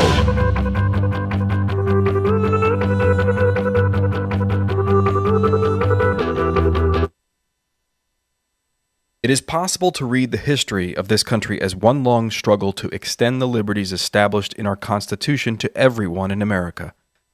In other words, who, according to our laws and culture, gets to be considered a person? The law creates legal personhood, and movements create law and change culture. So, how have the courts passed laws to shape our culture? That history goes way back before Citizens United. 1819, Dartmouth College versus Woodward, Supreme Court case, turned a corporate charter from a government-granted charter to a contract. This ruling gave corporations standing within the Constitution. 1886, Santa Clara County versus Southern Pacific Railroad. Though the court did not rule on corporate personhood, the decision was subsequently cited as a precedent to hold that a private corporation is entitled to the same 14th Amendment rights of due process and equal protection as human beings. This makes it impossible for us to make laws that treat local businesses any differently than giant multinational corporations, even if their business practices are deemed to be harmful to workers, the environment and communities, or if they have a history of violating the law. Hale versus Henkel, 1906. The court granted corporations the Fourth Amendment search and seizure protection. Dodge versus Ford Motor Company, 1919. The Michigan Supreme Court says the business corporation is organized and carried on primarily for the profit of the stockholders. Stockholder primacy is established. The purpose of the corporation, according to the court, is no longer to serve the public good, as it had been. It is now to maximize profit for shareholders above all else. Pennsylvania Coal Company versus Mahon, 1922.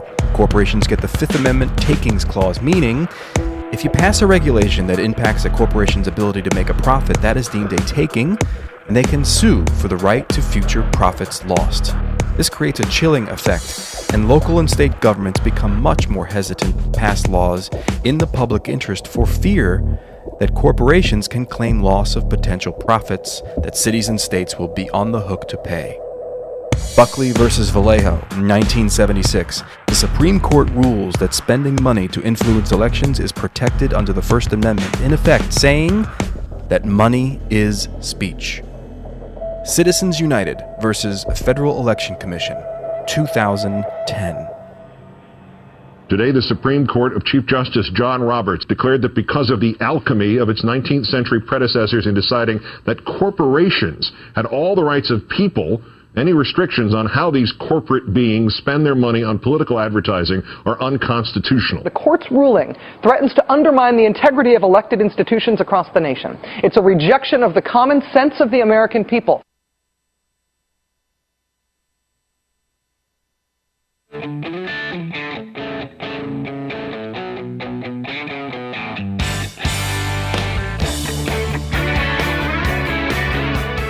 The Parting Shot with Bill Press. This is the Bill Press Show. Well, as you know, so far, 19 states and the District of Columbia recognize marriage equality. But if you think the battle to win equal rights for same-sex couples is over, think again. There's always Texas. Yep. Back in February, a federal judge in Texas ruled that their ban against same-sex marriage was unconstitutional. But that didn't convince Greg Abbott, Texas Attorney General and candidate for governor. He has appealed the judge's decision. And get this, yesterday, 63 conservative Texas legislators not only joined his appeal, they claimed in a letter that allowing same-sex couples to marry would lead to incest, pedophilia, and polygamy.